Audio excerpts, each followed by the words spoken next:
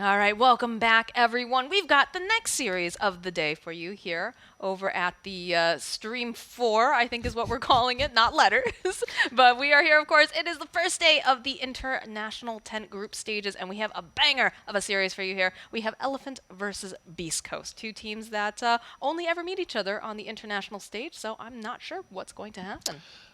Yes, this one's actually another question mark. Kind of like in the last series, how Undyne was like constantly missing majors. That's the story of Elephant. Elephant is 5 players that probably everybody here, if you've been watching Dota for a while, you're gonna recognize all 5.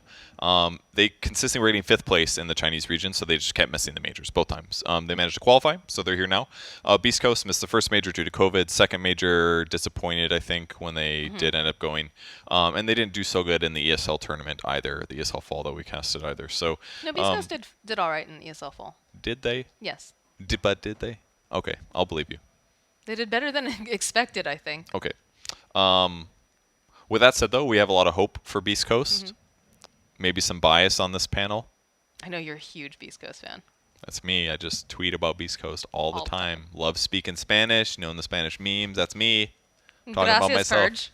No problemo, obviously. But I'd love to see Beast Coast do really well. They're definitely. I think it's pretty safe to say they're the most famous South American team. Everybody wants them to succeed because they had that great run in Vancouver, I believe it was.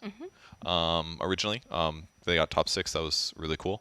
But hopefully they can pull it together. You said right before the stream started, you said that they're one team that's been sticking together for a very long time, right? Yeah, yep. They're one of the few rosters I believe that has remained unchanged since 2019.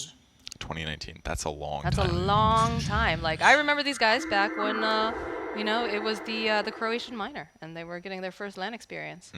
Croatian It was minor. a little bit different though. The roster at that time had a Brazilian involved. They had Dunal. And I believe one of their other support players was a little bit different. But yeah, I'm very, very excited. Again, Elephant, one of those teams, everyone, the names are a little bit different. That's true. Obviously. So Somnus, formerly I Mimi. lied to you guys. Eurus, Paparazzi. Same players, but they keep changing their frickin' names. The jerks. These guys are, they're legends. They're absolute legends. And on paper, Elephant has looked, like they should be the team to beat with these all-star names. Yang is incredible. FY is considered one of the best position 4s. But for whatever reason, they've just been struggling a little bit within their own region. But you know what? Now they're here. They're on an international stage. They're going to get their chance to shine. So do have the IO first pickup, which is interesting because I remember a time when China didn't like picking up IO hardly at all. Yeah, that was a while ago though. But I get your point. Yeah, it was just like one of those heroes that like Chinese teams didn't play in pro matches very often for whatever reason. Interesting on the first phase bans though. I guess they banned the AH hoping that the IO gets through, is my assumption there. Because IO is very countered by AA, whether the Ice Blast hits IO or somebody else. And frankly, the nerfs to AA weren't that bad. Like the lower cooldown on Ice Blast is not that bad. And once you get like level 12 and on, the cooldown is really fine. And they're gonna go for an IO Gyro combo. A pretty classic pairing. I haven't been seeing a whole lot of it anymore, like recently, but I'm sure it still definitely has its merits. We've been seeing It's okay. a little bit cropping back up in some of the pubs that we're seeing here, but Exactly, yeah. I mean, both heroes have been played, and Gyro is played a little bit from what I see. So, yeah, it makes sense to pair them together. It's arguably definitely and always stronger yeah, it's together. almost always going to be one of the best IO combos, so it makes sense. Beast Coast, on the other hand, however, after seeing the IO, they go for an ET and a line. Both heroes have AoE stuns, which are very strong. Being able to lower armor. A lot of IO pairings are going to be agility heroes anyway, so having ET or is amazing because the edgy heroes usually have like 28 to 35 armor. Taking that away is godly good. And just knowing that like, oh, here comes a relocate, you prep the stomp or you drop the ulti or whatever else, you're just more likely to hit more heroes. So AoE heroes just feel so much better against IO Gyro typically. Now, are you of the same mindset? I know Kyle particularly does not love when two supports are picked up during the first phase. I mean, it does restrict you a bit, especially because, I mean, you can play like ET3, but it's pretty clear that these are probably 2 supports. So yes, it can definitely give you negatives, but the nice thing is that like IO is like the most obvious what you're going to do with it hero. Like obviously you can play it, some people are playing as like a 3 instead of a support or Yeah, there was some, an offlane build that I was seeing yeah, recently in pubs. basically the same, but you just get last hits, so you just get your like the normal items faster. That's all. So you get your locket faster and you get your mech faster. That's basically it, and more levels. Okay. So, but the reality is that like because it's IO as the opener, it's probably less draft. it hurtful to yourself to like grab your 2 supports because you already know, despite only seeing like 1 hero, it's like I already know like what they're gonna do. They're gonna do an IO combo and then they're gonna grab 3 other heroes. So Right. it probably hurts a bit less, but it is gonna make the bans a little bit easier to target for Elephant for sure, which can be a negative because you're like, well, those are probably your supports. Now let's just ban the best offlaners or the best carries or best mids or whatever. Important to note too that both of these teams actually do have coaches. Over on the side of Beastcoast, there is Papita, who recently, he was on Team Infamous. He's a bit of a legend in the South American community. And speaking of legends, we have, of course, ROTK is the coach over on the side of Elephant. Ooh, they just got to put as much star talent as possible on this one team. It's loaded, right? You can make a It film is. out of all these people, like. I mean, I remember Super TI2. I think he was on LGD then. He was a mid player. Used to play like DK all the time. FY God, as we all know him, the Rubik player. He's made TI finals. Excellent player. He's always been so good. Yang is less known in the Western scene, but he's like very, very popular in China as a streamer, right? And he's always been like a top player as well.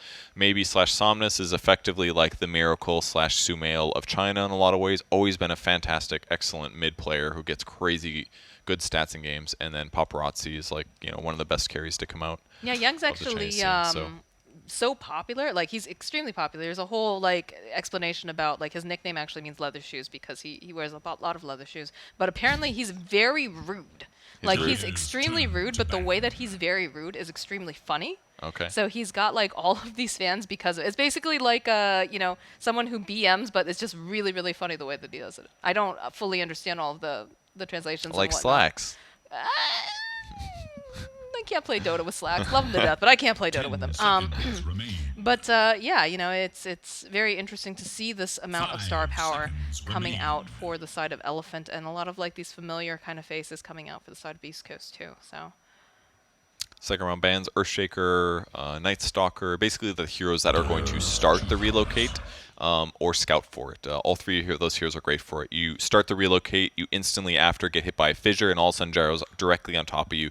Beastmaster gets vision with Hawk, can roar to start it. Night Stalker pops his ulti, starts running at you while the relocate comes in front of you because you know exactly where you're going to be. These are all great heroes to set up IO combos, so these all make sense. This is also, speaking of all-star player sort of thing. That's very interesting to me too. We have 2 of my personal favorite position 4 players in this game. We have Schofield and we have FY, and both of these guys are just absolutely incredible to watch. I think we're going to see a lot of like really fun plays where they're chasing after one or the other quite a bit and making all the space. Moxie, they've picked 3 supports. What does this mean? 5 seconds remain. It means that they're doing some wacky stuff. Doing something weird. But you know what? Weird is good sometimes. Weird can be good. Most likely on paper is ET3. That is occasionally done. It was done pretty successfully in EU DPC by Brame, typically, when they started Season 2, was it, I think? Brame was just kind of owning with ET3. Then it kind of fell off right away, and they ended up like getting eliminated down to Division 2, I believe. But that's the most common, but I gotta say, some potential for Tuskags. I played it recently. It's pretty sick. You need to justify like your lane going well, and that can be a bit difficult. But if he gets Ags and you're with an IO and a Gyro, you just roll on the IO and then you kick him the hell out of there. And then he has to like retether, which sometimes is on cooldown. If that's the case, IO is legit useless. If he's not tethered to somebody, you're going to have a bad time. And the kick is like a 10-second cooldown. So hypothetically, if his survivability is enough, he could just kind of get in there and just keep kicking that ball light away. This is a South American team. They are very good at football. They live and breathe it, With that said, though, like pretty classically Stingers, they're is he their Tusk player? No, Schofield also does. I feel like I would say Schofield would probably be on it. Yeah. Yeah, they play. I've definitely seen a lot of Tusk on Beastcoast historically. So the reason why I'm saying it's probably most likely going to be Schofield playing the Tusk is because he tends to play these very elusive heroes that have the potential to make these plays where it's very hard to get your hands on them. And while Lion is, got some really nice nukes and whatnot, and they can be played as a 4, and they could perhaps prove me entirely wrong. Have a feeling that it's just more suited to Schofield's playstyle. Well, with the Tusk being revealed, burst damage is a lot of the name of the game for Beastcoast here. I do like the ET plus Tusk synergy. It's kind of cool. It's like lowering their magic resistance and their armor, so now they kind of cover like physical damage and magic between Lion Tusk. I like that. But the downside is that Slardar is now feels strong. He's like much tankier. He's gonna better be able to like tank those Oh, initiations. baby. Queen of Pain. Chris Luck, Queen of Pain. I was wondering about Quap actually, because when I was looking at their pub heroes, they both of them had played Quap like 10 or so games, but they both had high win rates, like 60 to 70%. It was one of their outliers that they likely are going into this tournament thinking like, you know what, we feel pretty good about Queen of Pain. We've had some success in pubs, so I was wondering if it'd pop up here, and it has. Orchid is obviously valuable. You've got AoE damage that can be great towards picking off. You can very easily relocate to help with either ET initiating or line initiating or Tusk initiating. That's cool as well. You just can't frontline very well. Typically as Quap, you need to follow up almost always. So the fact that ET and Tusk can be aggressive is going to lend that. Yeah, you definitely have some very tanky frontliners, and this is a hero that, with the changes as well to the Shadow Dagger, being able to get a little bit of the lifesteal off, it just sustains a little bit better in lane. I would say, I feel like Void Spirit perhaps just a little bit more of an edge just because of the idea that his silence is built with the Agnum Scepter, which gives him a lot more stats. But also, it lends itself well to what they've built so far. Yeah, like if that's a good point about the Ags on Void. Like if he initiates first and catches like Lion and Tusk with silence, it's like the fight is not going to look good for Elephant. If they can only catch some of them and they can counter initiate, that could be really good. I assume Void Spirit's relatively safe against Quap and lane as well. Yeah. You can dodge Dagger if you want. Generally, when people play Quap right now, though, if they go mid, they just like don't get that much Dagger. They'll get like 1, maybe 2. But the more you get, the less Scream you get, and then your farming after that is like weaker anyways. And there's so much regen from like rune spam right now too that like spamming Dagger feels a little bit irrelevant to me. Okay. It's almost like you need to like get a lot of Dagger levels for it to work well, or you need the ganks, I guess. It's like if there isn't a gank, it's not worth like going all in on Dagger is my perspective.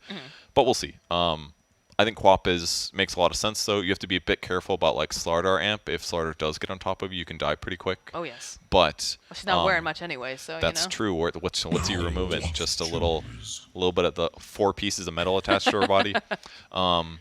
And then after that, but as long as she doesn't get caught, she'll be pretty effective at evading or jumping at the right time to punish I someone. mean, there's a lot of things here that are coming out here for the initiation over on the side of Elephant. You've got, of course, the Slardar. Once he gets the Blink, he's going to be right on top. You've got, the Void Spirit, if he can pop up, especially once he gets the Ags, gets that Remnant out to go and hold her into place. It's a little bit spooky, honestly. But they go for the Phoenix pickup here, too, on the side of Elephant. This one's kind of interesting. I'm not quite sure where they're going to put the supports at the start of the game. Like, IO Slardar sounds pretty good. Give him attack speed so he gets more bashes. Putting Phoenix with Gyro sounds like a good way to defend against like a Tusk 4, because if you go in to do the tag team hits, you just hit them both with birds and you're like, no attack speed. So now tag team just isn't good. So that sounds kind of good to me too. But we'll see where they end up laning the heroes. But my initial impression is going to be Phoenix 5, IO 4, possibly starting bottom, and they're going to go for a Naga. And I like this. There is not that much AoE. He has advantages against Slardar.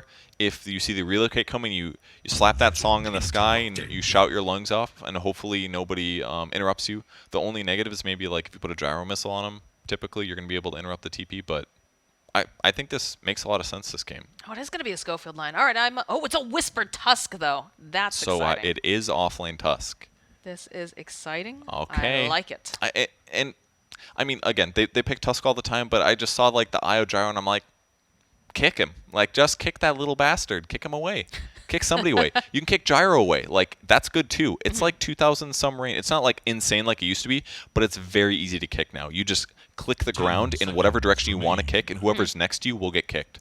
So he just needs to get close to the Gyro, knock him out of the battle, and that's like just as good as like forcing him to buy BK or a blink or something. And the best part is it doesn't matter if he's BKB'd. You get kicked no matter what. So like being able to just remove him from the fight is like a counter to IO. IO's supposed to like, Gyro's always here, guys, and you can't stop him because he's ahead. Now you're just like, peace, I have a 4,000 gold item, and I'm going to kick you away for the rest of the game.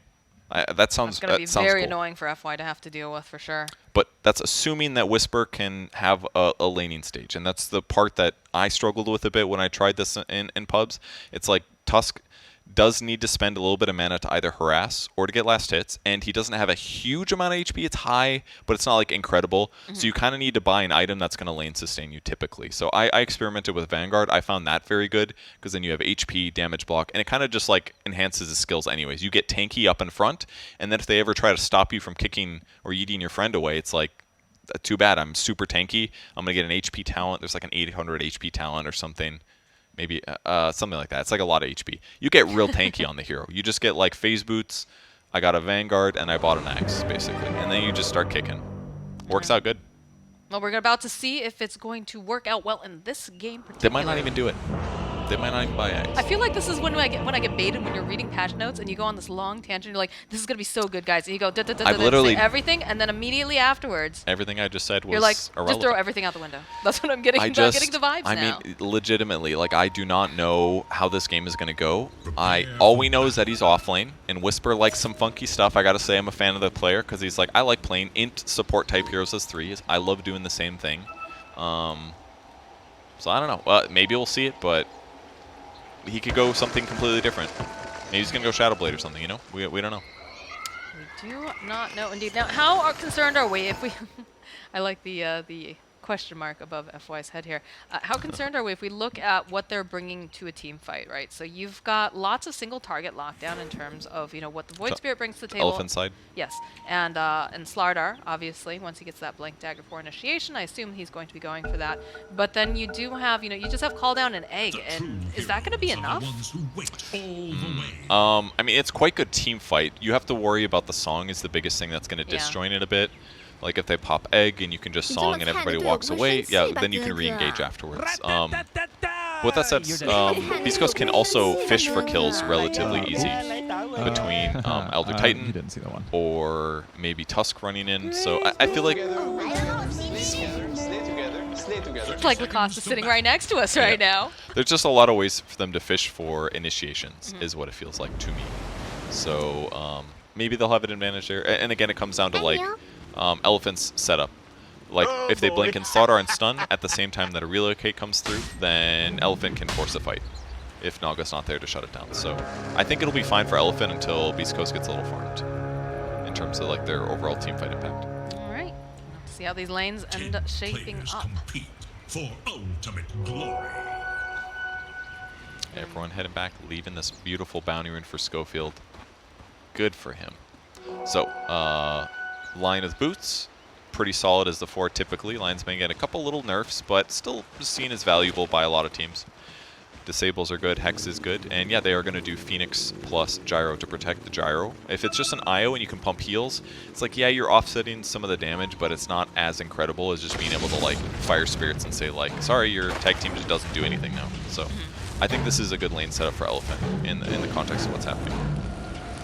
Both of the supports already just whacking away at each other there in the bottom lane. And Stinger's just kind of showing his muscle here as he's trying to just zone out as much as he can. He knows that, level 1 tether, you're not going to be able to do a whole heck of a lot when he comes swinging at you. Yeah, basically. They do a lot of damage, but so does he. He's got lots of armor and lots of damage. He slaps FY pretty successfully here. Yang opted for his stun at level 1 instead to get last hits with it, basically, which makes sense. So for now, Stinger is going to be completely happy. If there's like a bash level, or maybe this is scarier, but at level 1, he's pretty content with this lane setup.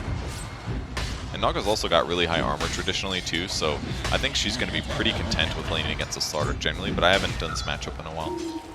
So we'll see if it's different. Well, indeed. Crush over on Stinger. Really, it's both of them. Like, Stinger's got armor from Astral Spirit, as does the K1, so I gotta say, Beastcoast's lanes look pretty solid to me. Bottom lane, just checking in over here. Oh, Like to good get the catch. stun off over onto Super. Have to be careful. We talked about that tag team, but with the shards too. Look how slow Whisper is. He needs to be careful here. I think one more punch, probably going to be able to do the trick. Maybe one more. There it is. There's the first blood, but it's going to be followed very shortly by Eurus getting the kill on Schofield. Yeah, so maybe slightly better for Elephant, but what I think is really important here, and sometimes happens in these laning stage situations, like Lion's already got boots, Phoenix does not. So like, even if it's better for the carry to have more net worth than the offlaner typically, if Super just stays behind, he's going to get punished for longer, potentially. Especially because it's a Lion, they've got good disable, so they could certainly, if they catch Super with some disable before he dives away or get hit by Fire Spirits, they can chain damage him and do a ton to zone him from the lane effectively. Haven't checked in with this mid lane recently. It looks like at this time, Somnus just taking the lead here by a couple CS, but very back and forth as expected. Yep, looks standard. He's got 1 point in Shadow Strike. He got 2 Scream. He's just using Scream over Dagger because it's just not really worth trying to spam the Shadow Strike if he's going to dodge it with the Assimilate. So, you know, it's going to be probably pretty passive in the mid lane unless Quap, like, if either of these guys like tries to go for a bit of a greedy kill under a tower, then maybe we see something happen, but they're probably just going to farm a bit, I imagine. Getting dropped over in the mid lane. I think it'll be interesting to see if we have any sort of support rotations. Could happen. Going towards that mid lane, I feel like that is the time that you're going to want to see some sort of a gank occur. And when you look at what's on the table here in terms of ganking potential, definitely I feel like Beastcoast perhaps a little bit ahead. Start taking a decent amount of damage though here in the top lane. Is forced back. You have a salve over on Stinger, is going to go pop it, hand it over to Ektor, and he's going to go back to farming. Yeah, the one downside of not being the IO combo is you just don't have all this like infinite feeling regen here. Ooh, it's a good bash on Stinger though. He should be okay, but yeah, now he is the low one. He's got to make a hard decision. Probably. He's got more coming. Got a perfectly good clarity potion. He heals HP up. Nah, that was feels bad. A bit unfortunate. But the creep wave is mostly under tower, so Hector should be able to get most of these anyways. And yeah, he's just going to get some D-ward checking and probably run back. You can't. Stack timing is not quite perfect for him, unfortunately. So it sucks to like feel like you wasted your time here, but you know, better than giving him a kill. True. I assume that's what's going on though with that particular warding in general, and also knowing what I know about the way that they like to play around Ektor. Yeah, because he will move to the jungle as soon as it gets scary, so having the ward down now, it's going to save him time later on to have to deal with this. And that's a fast treads pickup for Naga Siren, so like jungling is really totally fine for him at this moment in time. So he's goes straight to it. And congrats on your lane, Yang. You're going to have full free farm. That's very scary. That's very scary that he's going to be able to have full free farm because this guy's going to come online a lot faster. And we talked about it, you know, as the game goes longer and longer, the Naga obviously takes off more and becomes a bigger problem. But, you know, Elephant, they have to do really well in these lanes and really pull ahead. Yep. But still, Naga, I think, is a great pick for this game.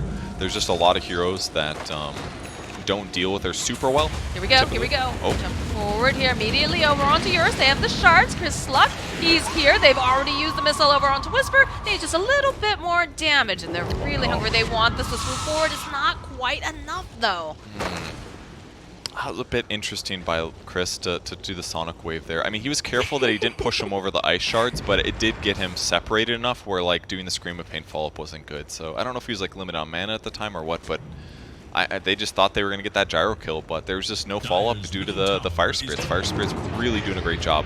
Somnus identifying that Chris Luck doesn't have a lot of mana here. Gonna get a couple of these nice hits. Still holding on, has enough mana for the blink if necessary.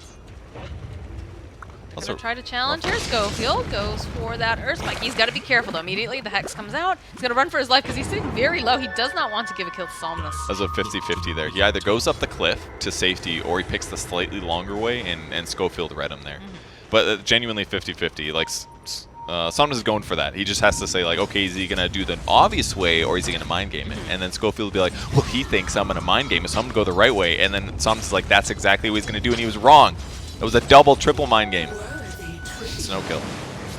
Ooh, I think it was BSJ. We were talking, and he's like, "Man, those you know the Beastcoast guys are super talented, but they're absolute maniacs in my pubs. Like they never do what you think they're gonna do. Like they're actually just so crazy." Yeah. When you do feel on the moment like that in games, like it just feels so good, where you're just on top of it. They don't hit the stomp top as Schofield TP's in, although they're kind of still here, but now the Naga illusions are dead, so it doesn't feel as good to try to fight this. Yeah, but you got Somnus making his way up towards this area. They have to be very, very careful. Schofield engaging again, potentially. He's going to have to spend mana now, unfortunately. Gets caught, though. Oh, there it is. Got the Hex. They need one more hit. They should be able to find it, though, very easily. The Astral Step comes out, and that's a dead Schofield. Not terrible. He saved his wand, so he didn't lose too many resources. He would have died if he used it, even so, but a bit unfortunate. Speaking of which, didn't they see him rotating up? I mean, they've got this ward here. Yes, he was invised or something. No, he just walked on up. Okay, so maybe they were hoping to catch him and make it go instead, but it seemed maybe a little greedy, unfortunate for them. And because as a result of that, it's like Oh, I was going to say the tower's dead, but guess not. No, Whispers here, gets shards off. Chris Luck's also here, so they'll collect over on Young. They have Stinger, but they did see that with their ward. They saw Stinger making his way over. Great defense. Keeps the tower alive. And that was the Tusk first rotation. That was Power Treads. He's going for an Echo Saber build, actually. So a little bit extra attack speed to get more tag team damage. So a little different than what I expected, but considering that he was already farming completely fine, this makes some sense. Yeah, Echo Saber probably in Axe eventually is what I'm expecting to see here. Now, how concerned should Beastcoast be about the fact that Eurus is just basically getting free farm now here in this bottom lane? He's not being bothered at all. They had to respond to the top. I wouldn't even call it free farm. Like, he was... Like, he hasn't died yet. He's got a kill, but he's only got 38 last hits. He actually has the same as Tusk. That's a big negative. Like, if you're a carry right now, like, look at Naga. Naga's up to 70. And if I tab over to net worth yeah, now... but a Naga's always going to have more, I feel. And yes, and it's neutrals, but we can only really reflect this if we look at net worth, honestly. Like, Naga's almost at 4K and Gyro's sitting at 3.5 almost. So, like, there is a pretty significant separation. Like, you're supposed to get, like, 50 last hits at least by 10 minutes.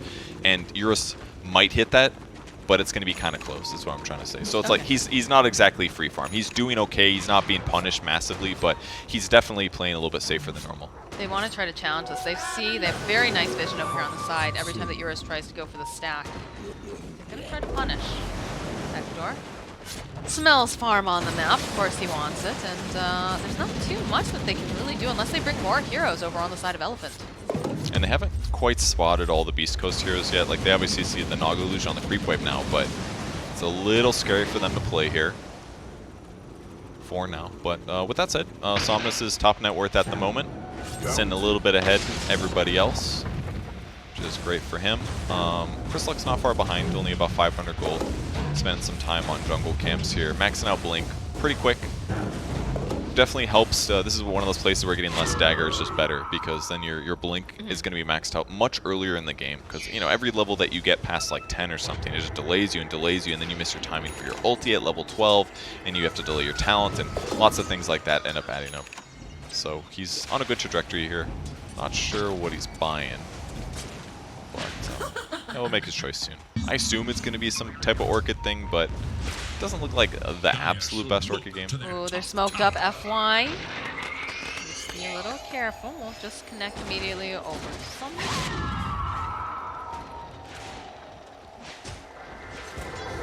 It's like literally nothing they can do to Son. He's backed up by Io, and he can just press Dissimulate in a lot of cases and get out. So if Lion can get in and disable him, though, that's where things get scary. So keep an eye on how Schofield is approaching this. He's going extra wide. Eurus was sitting to scout this out, but he gets noticed as well. It's getting the right angle to dive. This is really what changes everything. If Somnus just dies, it's like, that's a dead tower. He does, Chris Luck keeps his tower, or his catapult alive. Nope, never mind. It's up 9. He heard you say that. He's got the Arcane Rune pop, though. They're looking to make some sort of a play, but if you take a look, you know, it feels like a little bit of a bait and switch, right? You've got Chris Luck over here. They saw the side of Beastcoast was in the mid lane, but they've made their way down to bottom now. They're going to put more pressure down. You can see Extra is taking, you know, all these camps to the side, which is kind of an interesting philosophy in the way that people are playing the game right now. Ooh, Super does have, of course, the Icarus dive. Be able to quite grab them, but they're going to stop these creeps. Fortification comes out. How do you feel, though? Because I know, like, some teams will do the 4 protect 1 strat where they have their 4 on the other, or sorry, their 1 on the other side of the map, and then they put 4 other heroes to the other side. Do you like when they play around them, or do you prefer it when they make that space like I mean, what they just did was pretty basically safe, because the offlane is a safe place for the carry to farm at this point in the game, and the fact that, I mean, you basically keep 1 core mid. Oh, you're going to lose Stinger, unfortunately. But you keep 1 core mid, you keep 1 core in the off lane, and you kind of just bounce everybody else between those 2 lanes. So it doesn't necessarily matter that they weren't where Hector was at first. It's like they just want to be able to pivot and find these opportunities if they find them. The fact that they got the tower, they basically accomplished what they wanted to do. So both teams are basically extremely equal in this match right now. And interesting itemization for Chris Luck. He's queuing up the straight BKB. And frankly, it's not a bad idea. BKB is like one of those items on co-op that just feels kind of necessary, because like you will jump in, and almost every time you do, they're like, kill the co-op, and they just kill you. So having BKB is going to allow him to follow up on these disables without like instantly being like blink stunned by Slaughter. And Slaughter does have his blink. It's the first item he bought on Yang. Treads, Bracer, Wand, no greed here. He's just ready to fight to cover his teammates. I guess the only thing I'm concerned about is if you get this BKB this early and you have a Naga on your team, the game is potentially going to go fairly late, right? So yeah, it's... I mean, Naga always makes the games go long anyways. Are you just saying that like BKB is worse when you buy it early? That's my only concern, I guess it is. I mean, with the timer stopping at 6, it doesn't feel quite as bad as it used to. And frankly, just buying Yules isn't going to be good on Chris Luck this game. Like, they're going to find Stinger once again. He looks a little dead. But you know, if you buy Orchid, it's not that good against Gyro because Right. Io's going to heal him. It's not that good to use it against Io because he's probably, you know, he's got Wand and other heal stuff. It's not that good against Slardar because he's tanky. And it's good against Void, but Void bought Yules first just to protect himself. So it's like, there aren't really other items that like Quap really wants to buy. I mean, No, that's obviously, understandable. there's stuff that you could purchase, but like, it just feels like not the coolest Quap game right now to me. But as long as he doesn't die, you know, Quap can basically buy so many different itemizations. Like, she can be very flexible. So we'll see where it goes. Got a smoke light coming out from the side of Beastcoast. They're hoping perhaps that they could get the jump on Somnus. Whisper standing nearby. Oh, nope. Little tumbler toy action as well. Okay, pretty good, pretty good. They're hunting. They do see FY over here. Can just tether away. The snowball comes out. They do the call down. Whisper perhaps going just a bit too far here because it doesn't seem like he has enough damage to even drop the splitter and not enough to do much of anything. Big As fight on the FY other side. gets it, and then of course you've got the Queen of Pain who manages to go get the kill on Yang. Drawing back though against Stinger. He's died a couple times now, and it just seems like this is going to be his fate. Even going for that piggy pull, trying to make it out, but it's just too hard. Not with 4 heroes chasing after you. I mean, it was a miracle that Quap was able to get out in that engagement. Gets his ulti out, blinks away just barely. I mean, the fight was just likely to not go so well, right? As soon as Stinger goes for the snowball and he doesn't connect before the tether, it was going to be bad, right? He basically had to commit. Like, he had, it's like, I'm just going to do as much damage as I can, and he accomplished that. But they did kill Yang, I suppose. Picked him up in that engagement. So He has been the killer over on the side of Elephant currently, with, you know, the Slardar being online as he is. I mean, he's still going to be strong. Once he's got Blink Dagger, he's working towards BKB now. Like, he's going to do his job.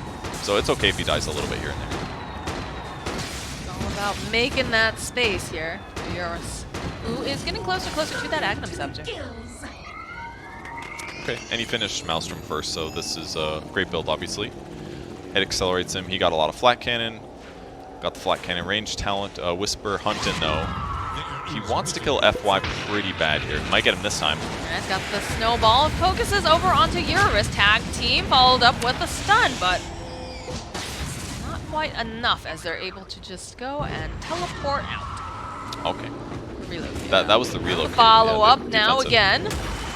Schofield has just kind of gotten left behind here, so Yang will collect himself yet another kill. Not terrible in hindsight. Like, they didn't use that many spells. Like, they poke on the... Like, the thing they're kind of missing right now is ability to easily initiate. They kind of need Blink online, basically. Because, like, every time they're trying to get a grab, they kind of, like, see heroes, but it takes...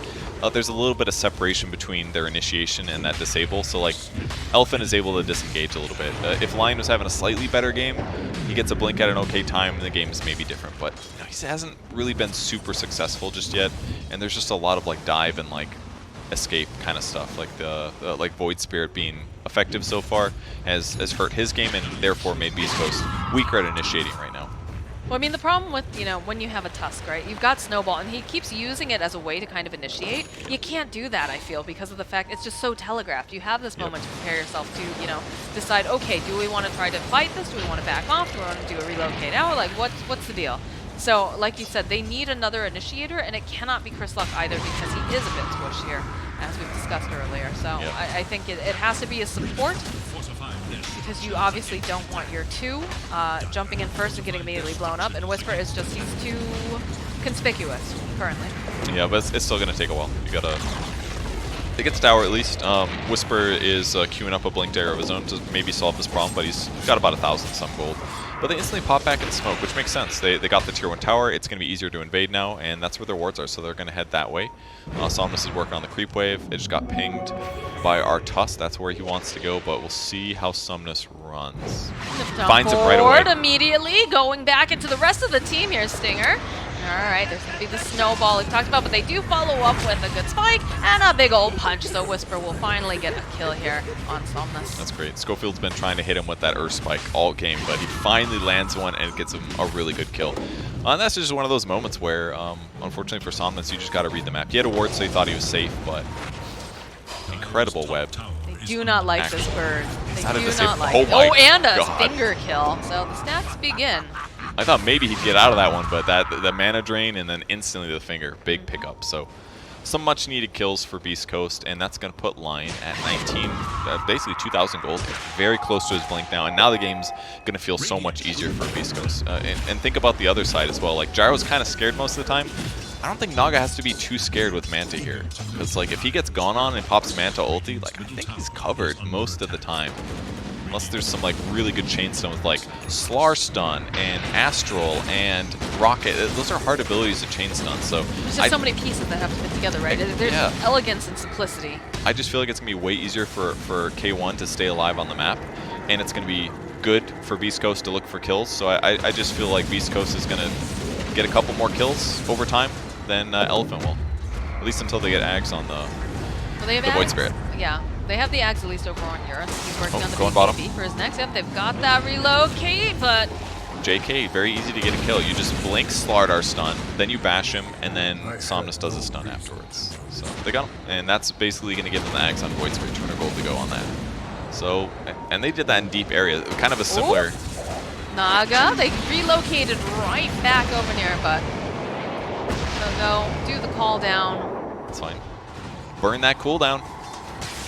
Not too bad. Yeah, might as well. Losing Quap was rough, of course. And he also had BKB, but he didn't want to pop it because at that point he was like already dead by the time he came out of that one. Rough death. But he is queuing up Orchid, so he's going to go back to the Orchid now. Maybe now regretting that he got BKB first, but because Orchid, the biggest thing that he's been missing is like he probably just has less farm because his mana regen hasn't been there, so he hasn't been able to hit creeps as much. That always hurts a lot when you're playing Quap. All right, they're on the map again. They did see Yang with their ward. Maybe they'll run at him. Feels less like they're trying to get a kill and more just trying to get that control of the sweeping movements, because look at this, Yang's already hiding in the tree line.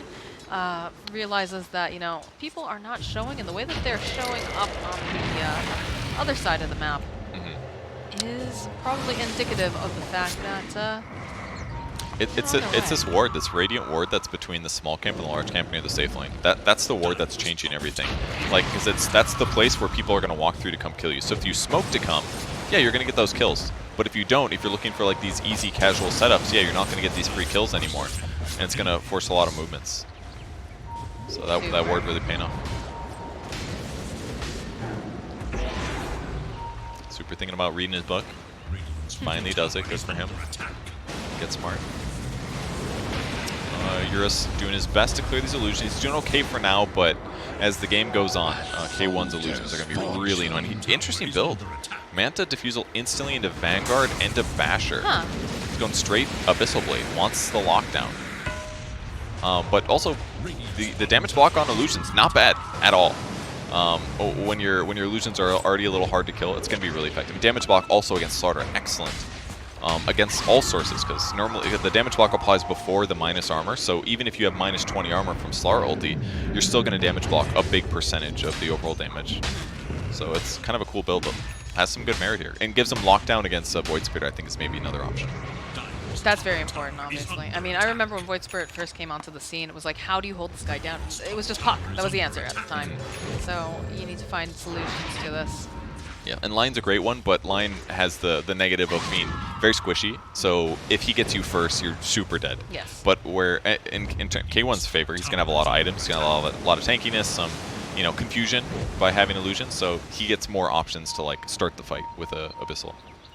They do have nice wards placed, but there's just absolutely no one in this triangle area currently. So they could try to set up if they like.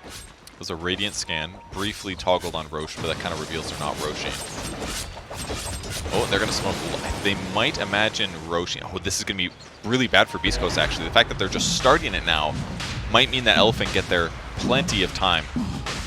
Plenty of time early. As per usual, they're going to leave Schofield outside the pit. He's going to do a lot of just trying to break any sort of smoke. So they do have this nice ward vision over here on the side. Look at that. Immediately it breaks. They know they're in there. They're going to get into position. They're going to get ready to fight. And again, they have Elder Titan, who is one of the better heroes in that Roche pit. And they get him? Wow. They're really still well allowed to get it. A little scary for them, but Elephant was playing that very carefully, very slowly approaching. I think it's because they realize they have to be so careful how they approach it against a Naga Siren. If, oh my god, Eurus is just dying to these illusions. A little scary. Does not feel good. They have to be so careful how they approach, because if you know, if they make a mistake and jump in and they get songed, it's going to be a big combo. Oh, already Young popping the BKB here. Trying to get, let's see if he can get Whisper. Oh, he blinks away. Nope, they can't quite seem to manage it. He's silenced. The chase is on. They wanted the song's going to go off on the back line, but they do get the punch. Drawing back in over here onto Ektor. They'll go for the splitter over onto Young. They need maybe one more hit to do the trick. He's burning down. It's going to be a dead Young. Turning back around now over here onto Super. He does have that Supernova. He's going to be able to get some of that information, but the Sonic Wave coming out, it's going to be Aegis Pop. That's a dead bird, though. As we're going to have the Naga Siren coming right back up again. Chris Luck popping that BKB. Whisper following up over an FY. He'll punch that little ball to oblivion.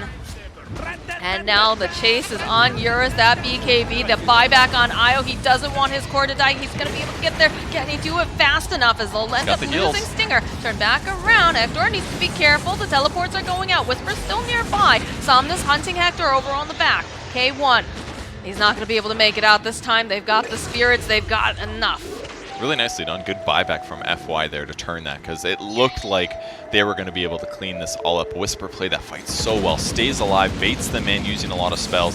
He punches, buys time with the sleep to kill Yang, and then it looked like, okay, now we just got to chase down Elephant and clean him up. But with the buyback from FY, they keep Eurus alive, and he's back to kicking, and his net worth is even with the Naga Sirens, which is certainly where you want to be. And he's almost got his Mjolnir now, so more damage per lightning proc, and they bounce farther. So that'll be really important to dealing with these Naga illusions. Dire's middle tower is under attack. Looks like Elephant wants to finally take down this mid tower over here on the Dire side. Whisper, try and push them back. Look how fast he's hitting, though. In the meantime, Slark's like, I'm gonna jungle. He knows Eurus. They're not gonna defend It's this. handled. It's gonna be fine. Yeah, but Eurus in a great spot. Mjolnir BKB Ags. Excellent total damage output. Whisper not going to go for the Ags build, unfortunately. Everything I said, irrelevant. But Solar Crest will be effective. Slap that on the Gyrocopter, lower his attack speed, and that's going to make it a lot easier to pick him off in fights. Almost Abyssal, sorry, on Naga Siren. So they're making some headway here. Go for the scan. They'll go for a smoke. They'll bait Eurus a bit here. Stinger and Whisper trying to get in position. Somnus. The opening, Young. Oh, just a little bit too fast. Not going to be able to quite land that crush. Great blink out. Very good he bought this item, because you definitely have some issues as Tusk. If you get ran at, you can't like snowball away, you know, almost ever. So having blink is, with the quick fingers here, if not for that, he dies. And much easier for him to frontline than Stinger in these moments. Give Stinger a little bit of a break. Stinger's still doing good though, 1, 4, and 5. He had some deaths, but most of them were tactical, so they're not in the worst spot, certainly. But they'll play the other side of the map. Vision's looking pretty good for the Elephant side. They got decent wards across the middle of the map, so time is bought here. A little bit of vision for Beastcoast could be a bit better, but just gotta keep playing your game. Scares me the Gyro's farm is the same though. Naga's supposed to be blowing up a little bit, but K1 hasn't been able to get any kills, just some assists here. So he's getting stuff done, but not as much as he wants. Well, he did opt. He has that Abyssal Blade completed now, so they are going to have a little bit more lockdown. But like you said, you know, this Naga should be growing very, very quickly, and Eurus is just keeping up, which he'll be happy.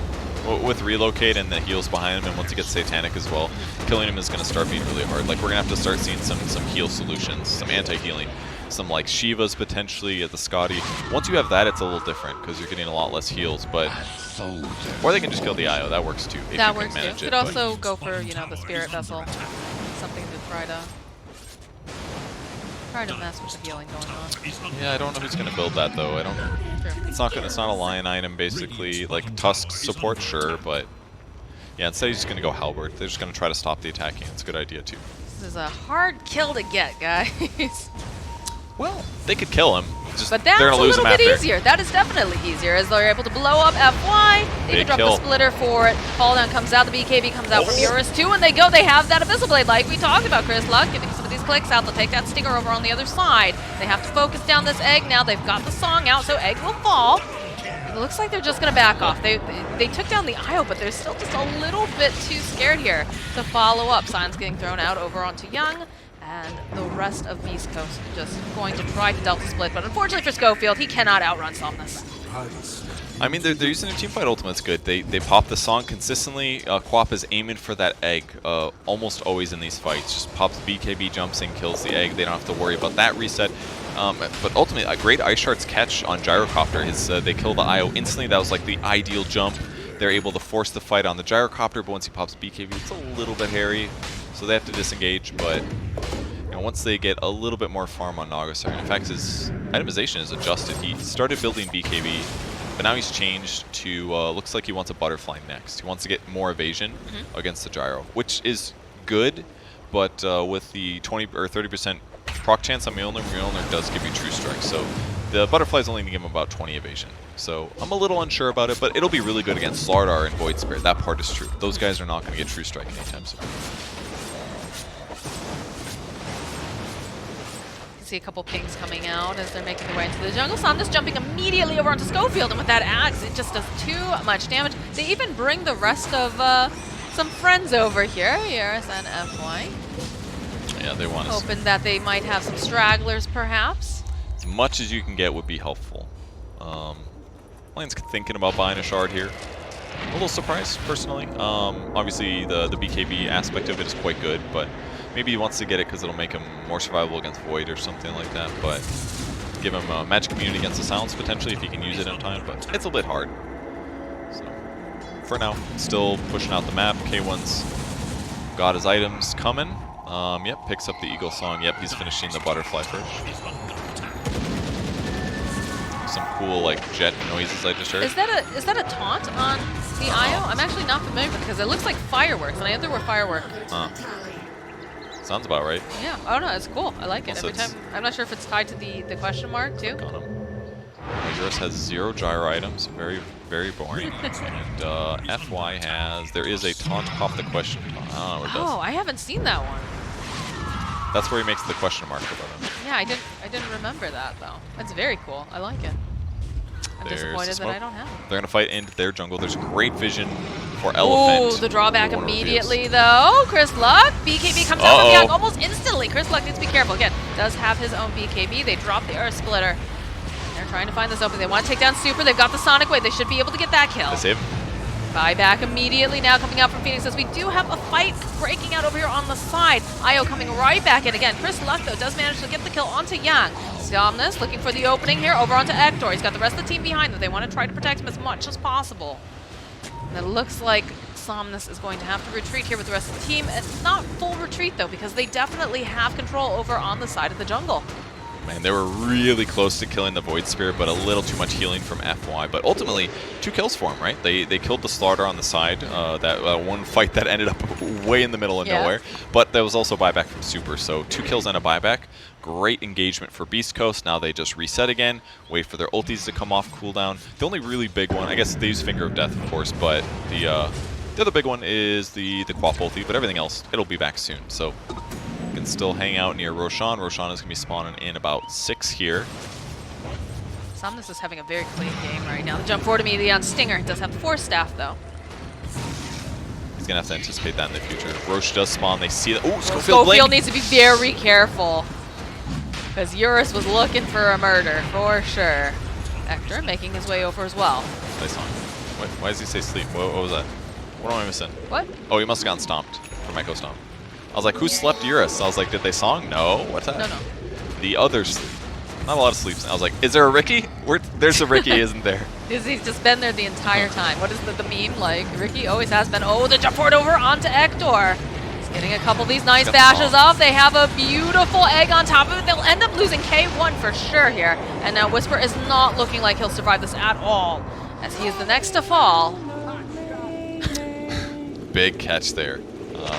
I guess Hector probably expected Elephant to play the Roach area a bit more, and they were just ready to jump on him. Yang gets the catch, and his whole team follows up. Big kill. He had Song, didn't have BKB. If he has BKB there, he BKBs, he Songs, he disengages. But Butterfly didn't keep him up. Excuse me, what just happened? So Chris Luck actually went bottom. He was trying to push into the base, and Somnus immediately showed up and punishes him for it. And again, he does have those boots travel, so, you know, Schofield thinking, maybe I can break some ankles, maybe I can survive this. You're not going to survive this, my friend. And while this goes down, Yaris gets himself an Aegis. Things are looking very nice for Elephant at this time. What? So much happened right now. They win a Just big team after fight. one fight, it just, the tables. He gets the big pick off, knowing that Chris Luck's going to split push, knowing that they are Roshing. But the fact that he killed him, he must not have had BKB at the time or something, because he's got it now, but it must have been on cooldown, is my expectation when he went bottom, because I don't really see how else Void Spirit would be able to solo kill him like that, unless he was like really low or something. So, big fight, 10k advantage. Tier 2 tower's dead. They've got Aegis now. They're high ground. They have Satanic. This is looking bad for Beastcoast all of a sudden, in like a minute and a half tops.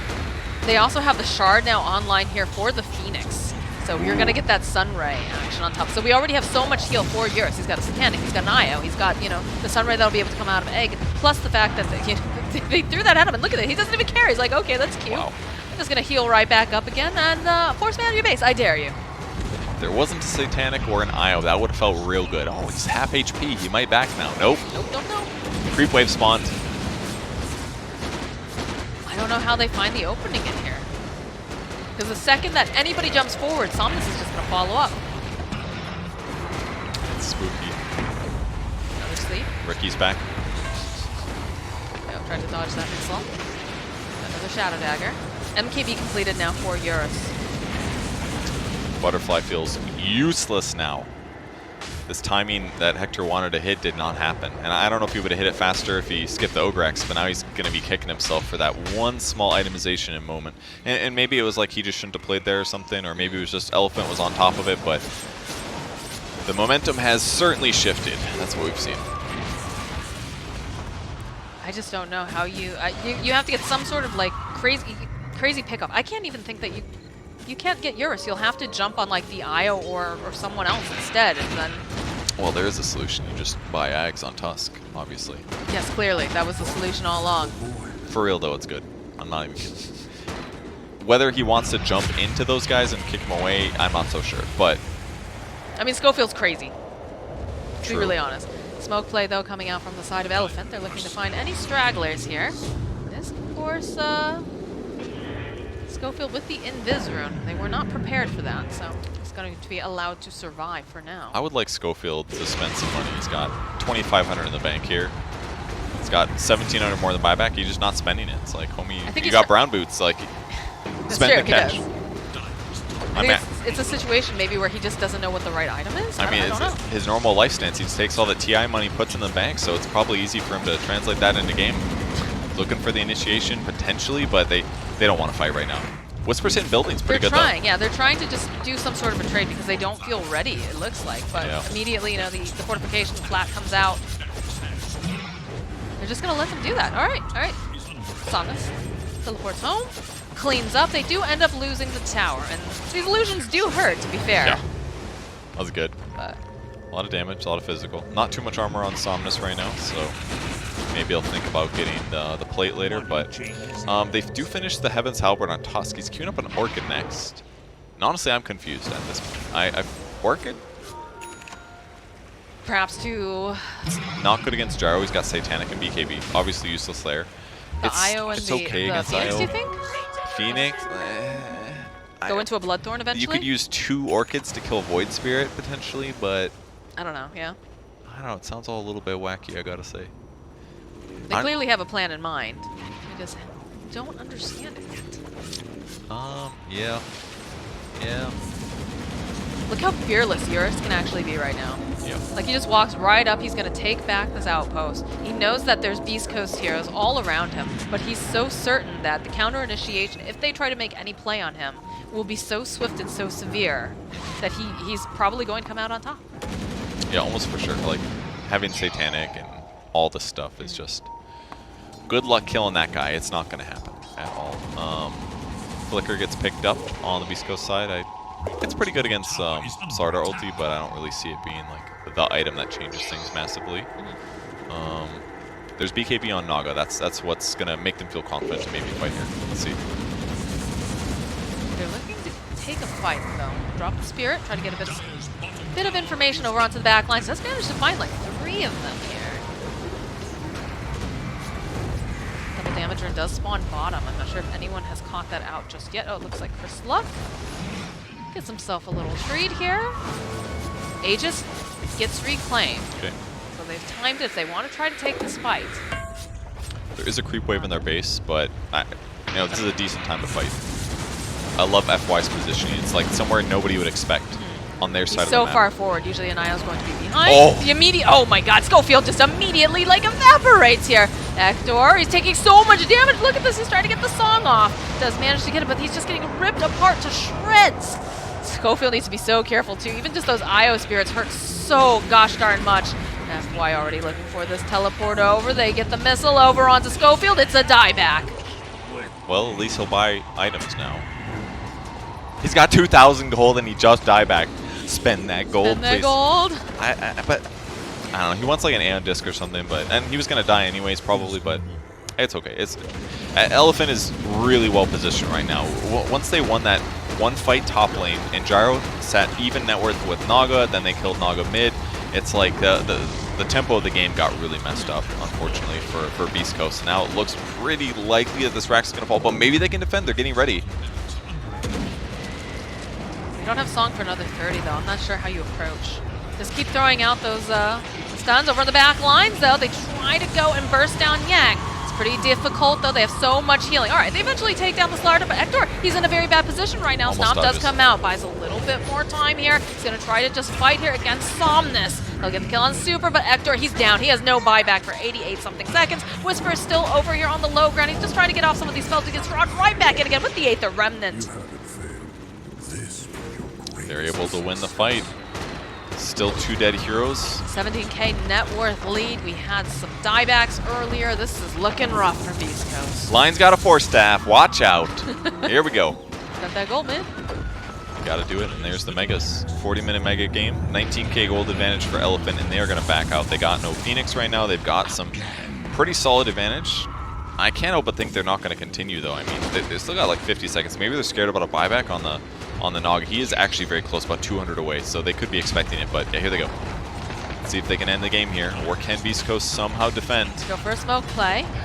They don't have BKB on Quap for 16. It's so hard to go in. All right, there's a buyback now coming out from Super. Chris Luck throwing out the daggers. They immediately draw back, though, here from Somnus. Followed up with the missile, the splitter. The GG just ends up getting called.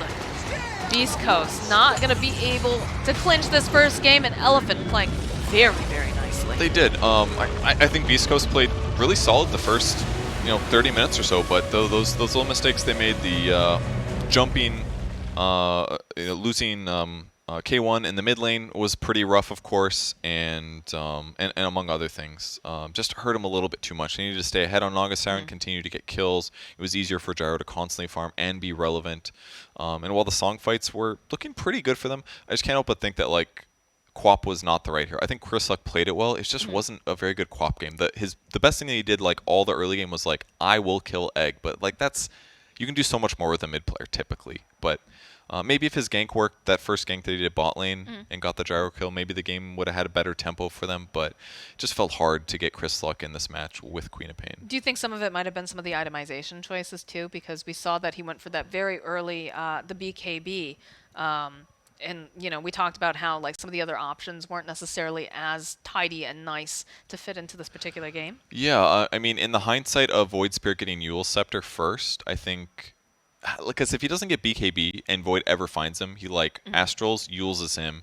He gets remnanted afterwards, and then he dies. Like so, he kind of had to get BKB in a lot of ways. I feel like it just maybe it just wasn't a good. How the items kind of level or matchup kind of feels weird. And I feel like Whisper did well too, but like I don't like going for. He has like hybrid damage and utility, and I kind of wish maybe he just got pick one or more the other. utility. Kind of like the Solar Crest is like fine, but I genuinely feel like Ags can be good. You can force a fight and knock one of them out. I genuinely think that build is potentially good. But obviously he played excellent as a whole. Like Beastcoast did play very, very well.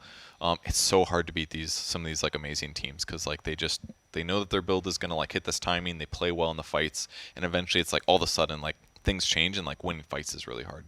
So Yeah, and I mean, you look at Eurus. Eurus had a perfect game: 4-0 and 7. Somnus 12-1 and 8. Yeah, These guys, great. these guys are killers. Like, there's a reason why they're legends within the Chinese scene. Like, Yeah. they just play so incredibly well, and you know, they're definitely showing up today for this match. So we do have another game here coming out for Elephant versus Beast Coast, but we are going to take a short break, and then when we come back, we'll see if Beast Coast can bounce back.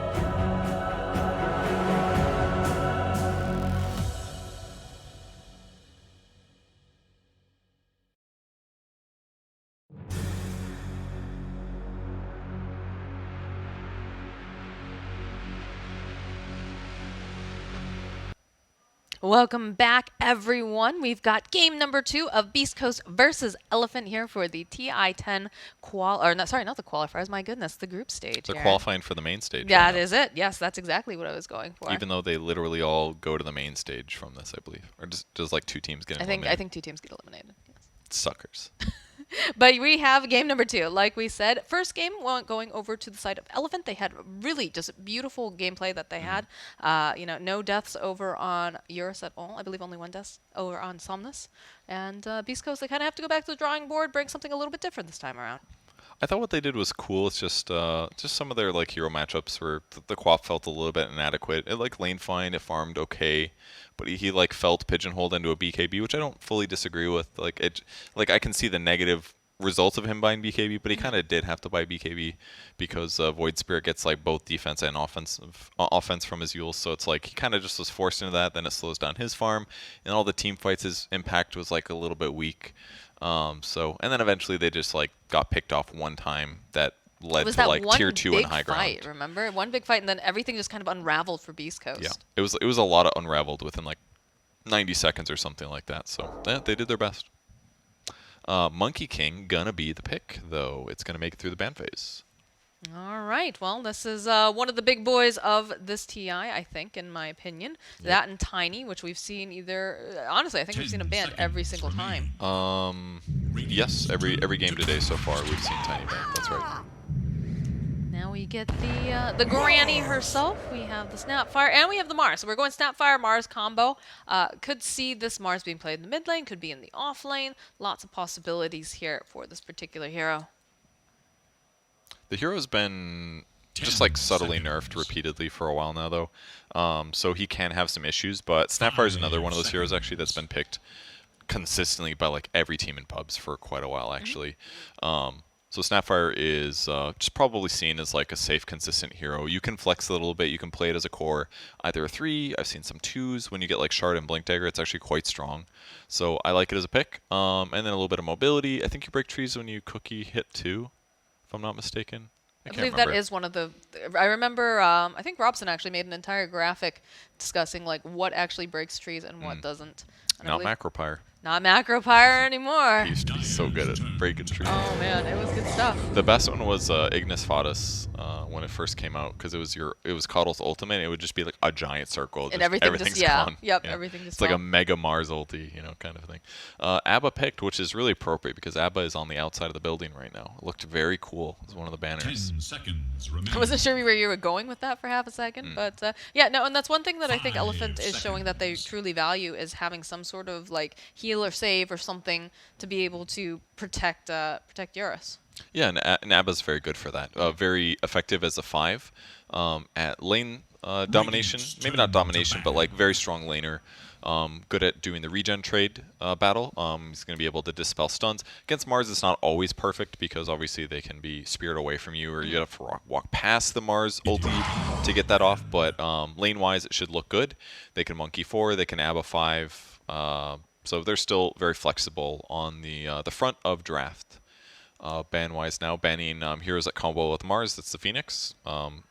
Supernova with Mars ulti means killing the egg becomes a big problem, especially when you already have 2 melee heroes, so that was a good ban, I think. And then Morphling banned by Beastcoast, which would have been a strong laner against Mars, and is also difficult to kill because Mars is a burst hero effectively, is a limited amount of damage. He wants to kill in that burst if Morphling morphs at all, and he's pretty much always going to because the music starts and you're like, huh, what's about to happen? Oh yeah, F. You press the button and you're alive, Yeah, so. it's like watching that tusk start snowballing towards you. You're like, I know what's going to happen next. I'm about to be initiated on. Yes. Let's survive. So makes sense to ban out the Morphling, the strong lane hero. And somebody who has mobility, which arguably is plenty good to counter Snapfire mobility. So Elephant up next. What do they want to prevent or think about? The slowest drafting of the day, I think. Have we had some of the slowest drafts, do you know? Have we? No, we had fast ones. The VP. Well, yeah, the VP one. They knew exactly what they wanted when they picked up the bounty hunter and whatnot. Yes. Vengeance Stead, interesting. Interesting that there's already clearly a Mars, typically almost always an offlane hero. Occasionally support, but that kind of fell off. It feels strange that I haven't seen like that much. I mean, again, we just started the 10 group stage today, but like I seconds figured that Venge would be a bit more popular, considering that that Ag Scepter just makes Yeah. it really 5 annoying. You have to seconds. chase down, this It's other hero that still has all the spells. You're right. It's annoying, but it did get nerfed. Again, the movement speed bonus from the Ags is not as high, so you can't just like respawn and be like, "Bye, guys," and you run away at like 450 movement speed, which is too good. It is a very good Venge pick game, though. This kind of Dyer's tells turn me to a battle. little bit, maybe that Elephant is thinking about playing Monkey Core, because if it's Monkey Core, Venge is so much better because you just swap them out of the circle and Right. you're like, "Peace, there's your ulti." So that's what that kind of tells me. I think they're content to play Monkey versus Mars, maybe. With that 10 said, seconds Beastcoast remain. responded with Mars, so you'd think that they're happy with Mars Monkey. 5 But anyways, seconds Venge is good remain. against Monkey. Also pretty good against Abba too, actually. It's good against both those heroes because Abba usually wants to sit, 400 units behind your ally. He gets stunned, you're like, haha, removed. But if you just swap the carry away and then go stun Abba, it's like he's not going to get close enough to shield. So that's actually a really smart ban from Elephant. Even if it doesn't necessarily fit the lineup here, it could allow them to like do some lane swapping and get that like really nice hero that counters some of what they want to do. Well, there's so Radiant's few turn heroes to actually in the bat. game that really punish positioning in a way that you can move them, right? So like Venge Yeah. is one of them, Bat Rider is a second one.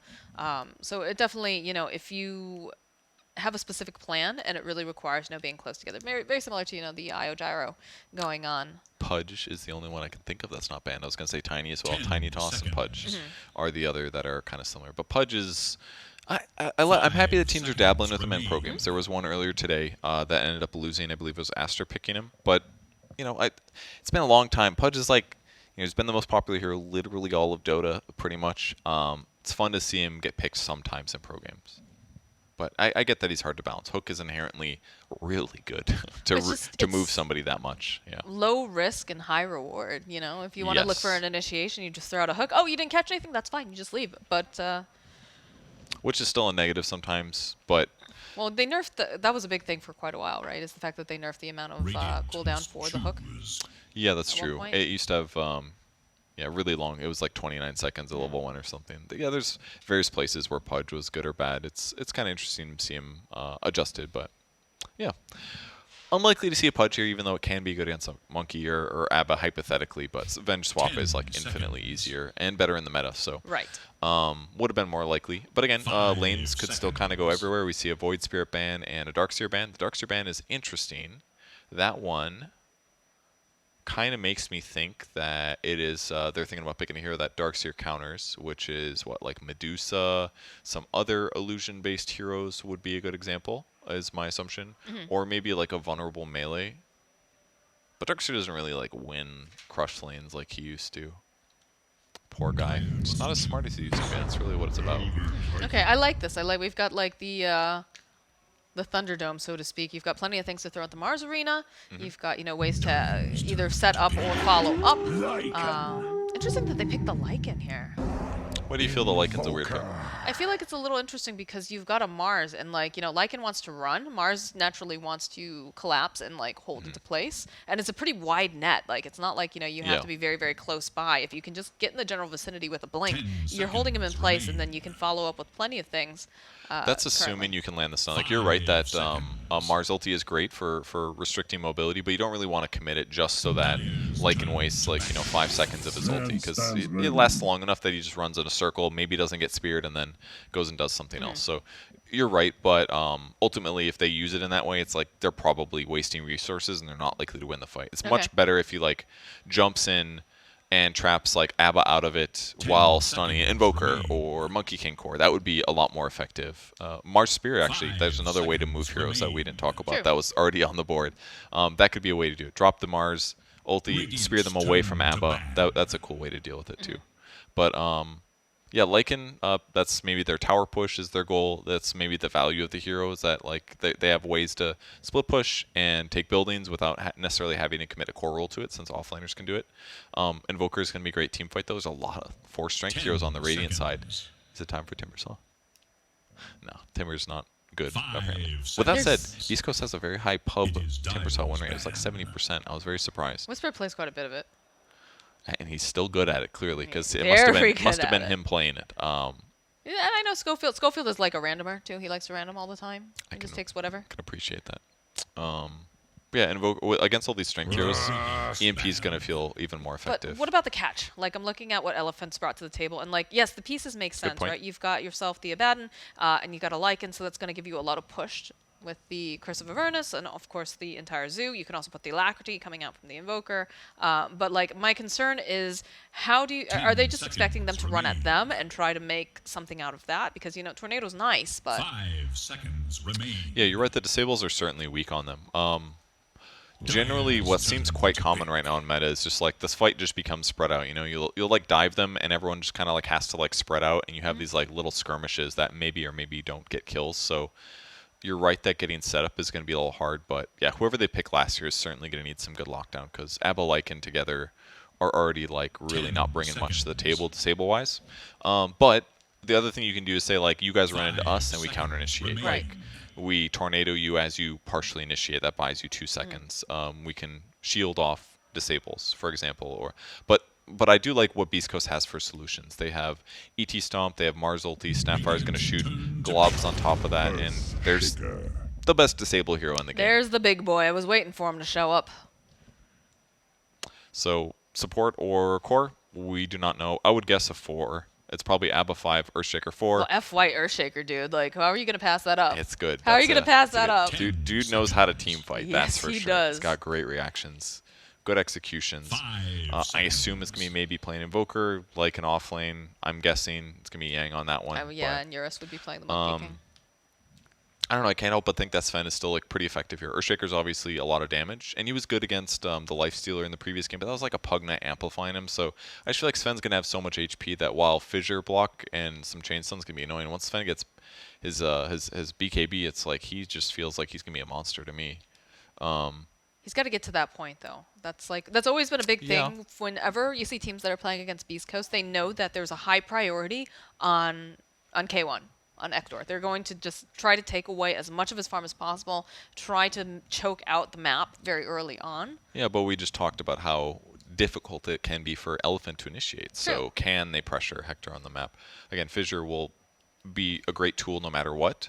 If Monkey is a support, it'll be a little bit easier to like keep an eye on him. But if it's like core Monkey King, you have less time to like move over to try to gank him without be feeling like I wasted too much time doing this. I was thinking more in But terms of just like, the pressure of taking away towers on the map when you have something like an Abaddon and the Lycan. that's true. That's an option too. Force your will Oh, upon the yep, I can hear battlefield Slacks crying today. out in pain right now. Excellent. Wind Ranger mid absolutely can work. And again, we just talked about how bad their disable is. That means Wind Ranger is going to be really happy. The negative is Tornado. Tornado is going to dispel your Wind Run. But Yang can't do crap to Wind Ranger. Abba can't do crap to Wind Ranger. Fissure block is a worry, of course. And Monkey King is a little bit of a worry, but like it's actually a really good Wind Ranger game. Like they are very right-click reliant. Like 3 of those heroes minimum are right-click reliant. Earthshaker's positioning based, and Windrun can help solve that problem. And Wind Ranger is a snowball hero, so this is the hero that is going to, with help from the other 4, like get shit done on the map and ideally snowball into a nice advantage. 10 How do you seconds interrupt remain. Schofield in this game when you're laying down all the stuff, you're having a big 5 team fight? How do they get to that seconds back line and really? It's got to be Tornado, Earthshaker, Fissure, maybe Monkey King stun, but if it's carry Monkey King, almost always you want to save the stun for like a big moment. Yeah, like that's my concern is like I'm usually. looking at what Elephant has, and their draft looks nice, but I'm just concerned that I feel like you're gonna go open with the Tornado, right? You're most likely gonna open with a Tornado. You follow up with Yeah. the Echo Slam. It's not uncommon for like Monkey King carries to stun first to start because it's just an instant stun. So they could do like Monkey King stun into Fissure or Monkey into Earthshaker Blink combo, or like Monkey King stun into Cold Snap Spirit Vessel, and then it's like okay, that guy's gonna die, But we'll certainly see that. But it's not necessarily a place that Eurus is happy to be like, oh, I have to be the stun initiator. That feels bad because I'd rather save it to like, what if we catch Chris Luck? I can use it to like get that Fortune Yes. and then kill him kind of a thing. So he may have to do more duties for initiating certainly, or maybe it'll be Somnus if his positioning is good.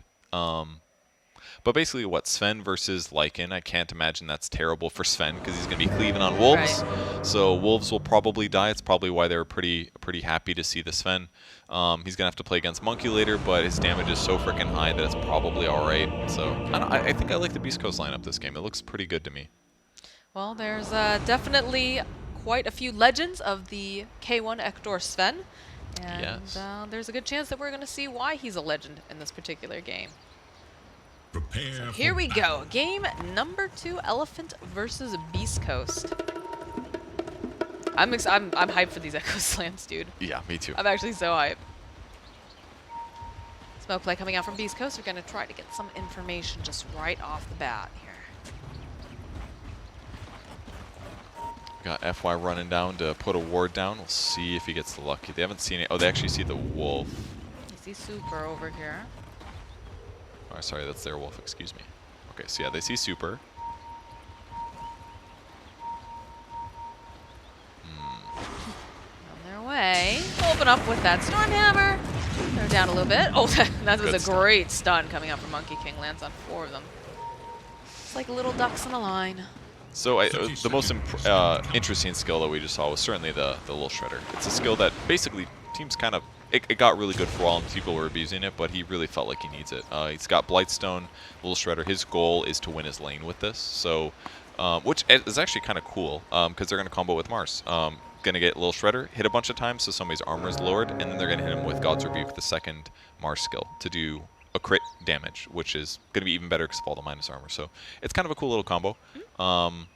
Monkey King's armor is quite high though, so he's going to be able to effectively resist some of this. But hey, if that's what they want to do, I won't stop them. If they have stun there, like if they have like Cookie or something, maybe they do kill Abaddon, but their laning stage would just go a lot worse. So maybe they feel like they need to have it, otherwise they're not going to be able to out-trade Abaddon. I really thought that was you talking at first. I was like, Oh, man. that's how you get me to stop. You just start singing. Does everybody have Effie's voice line? It's a good one. Everyone It's a uses really Effie's. good one. Yeah. It's very triggering. Get this Monkey King just kind of wandering through.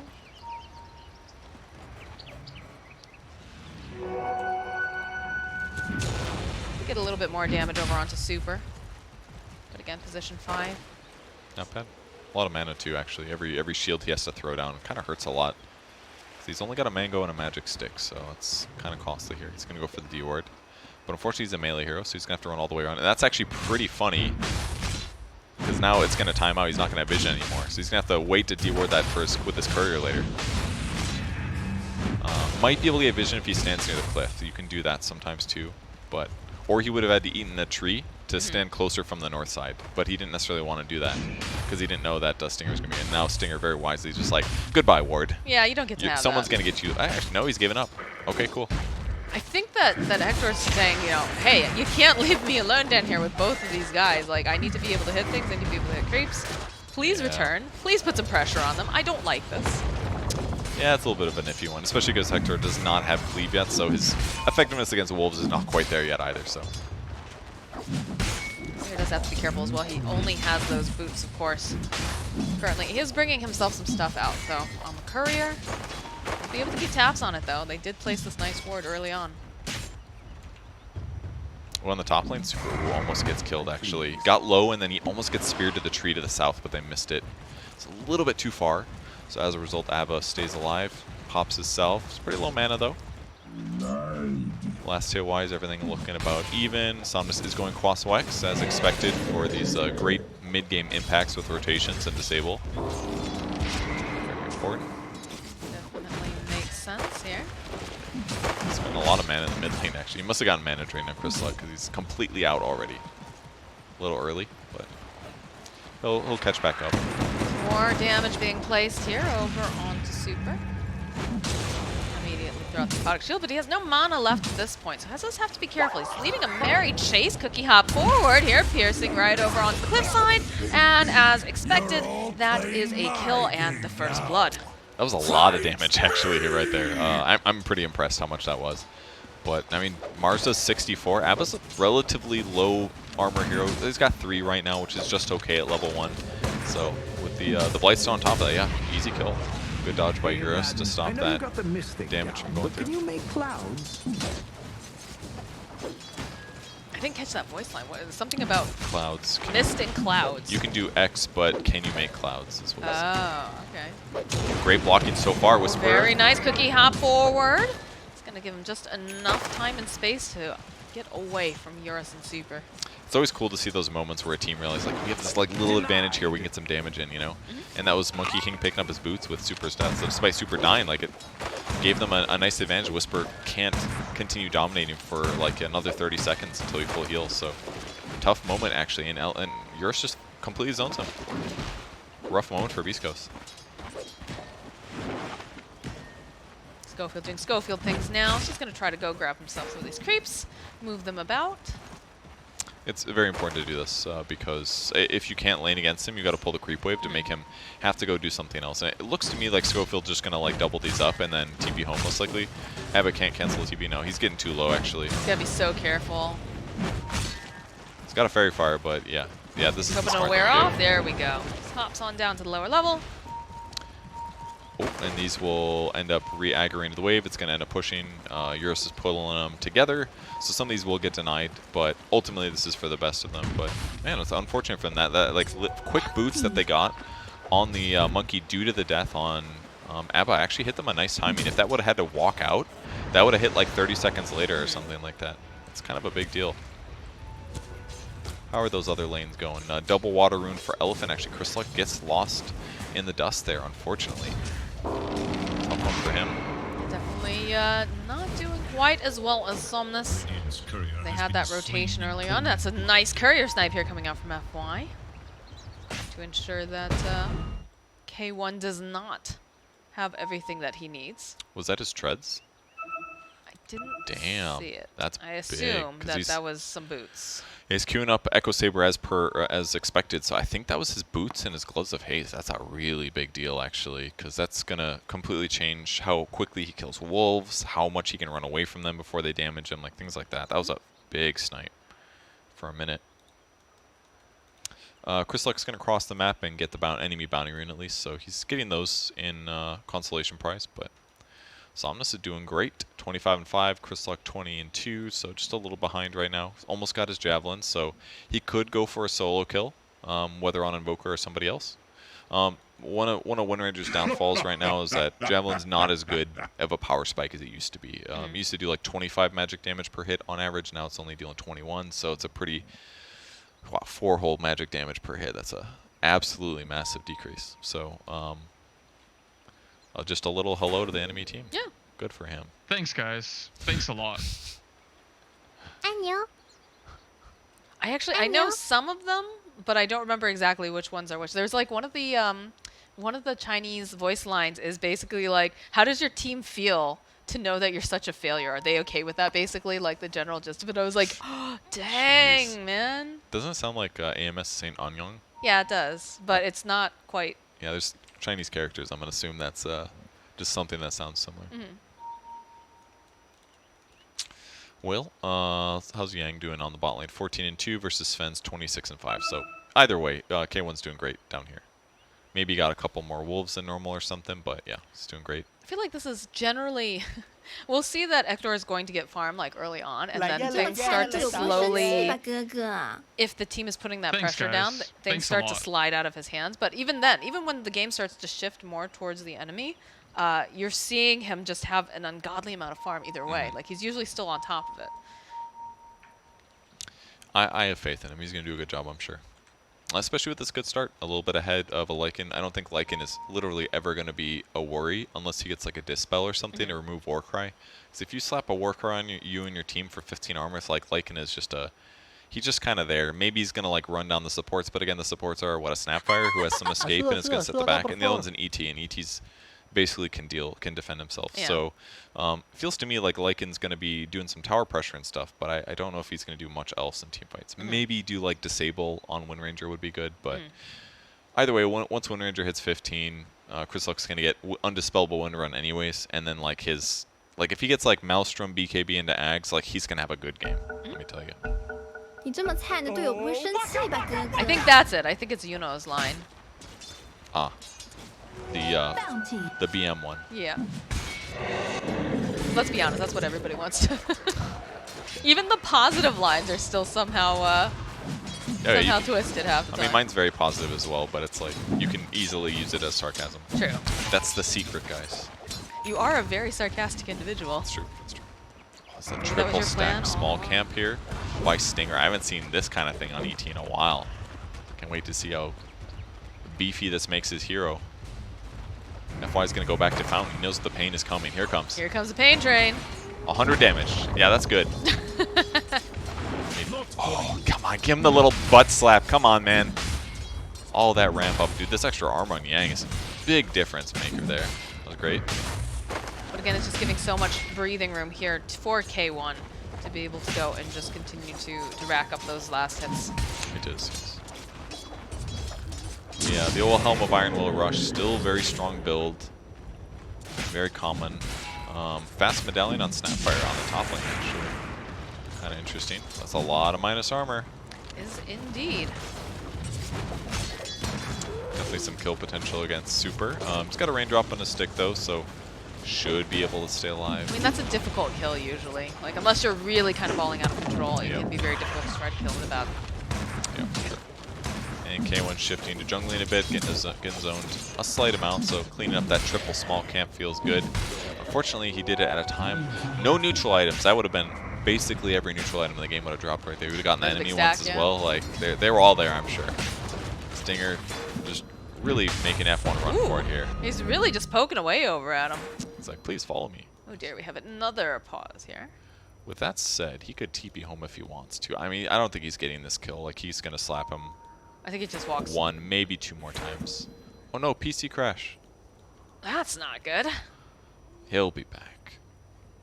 2 points, Lil Shredder. He's ready to fight, dude, with Medallion. That's a lot of damage.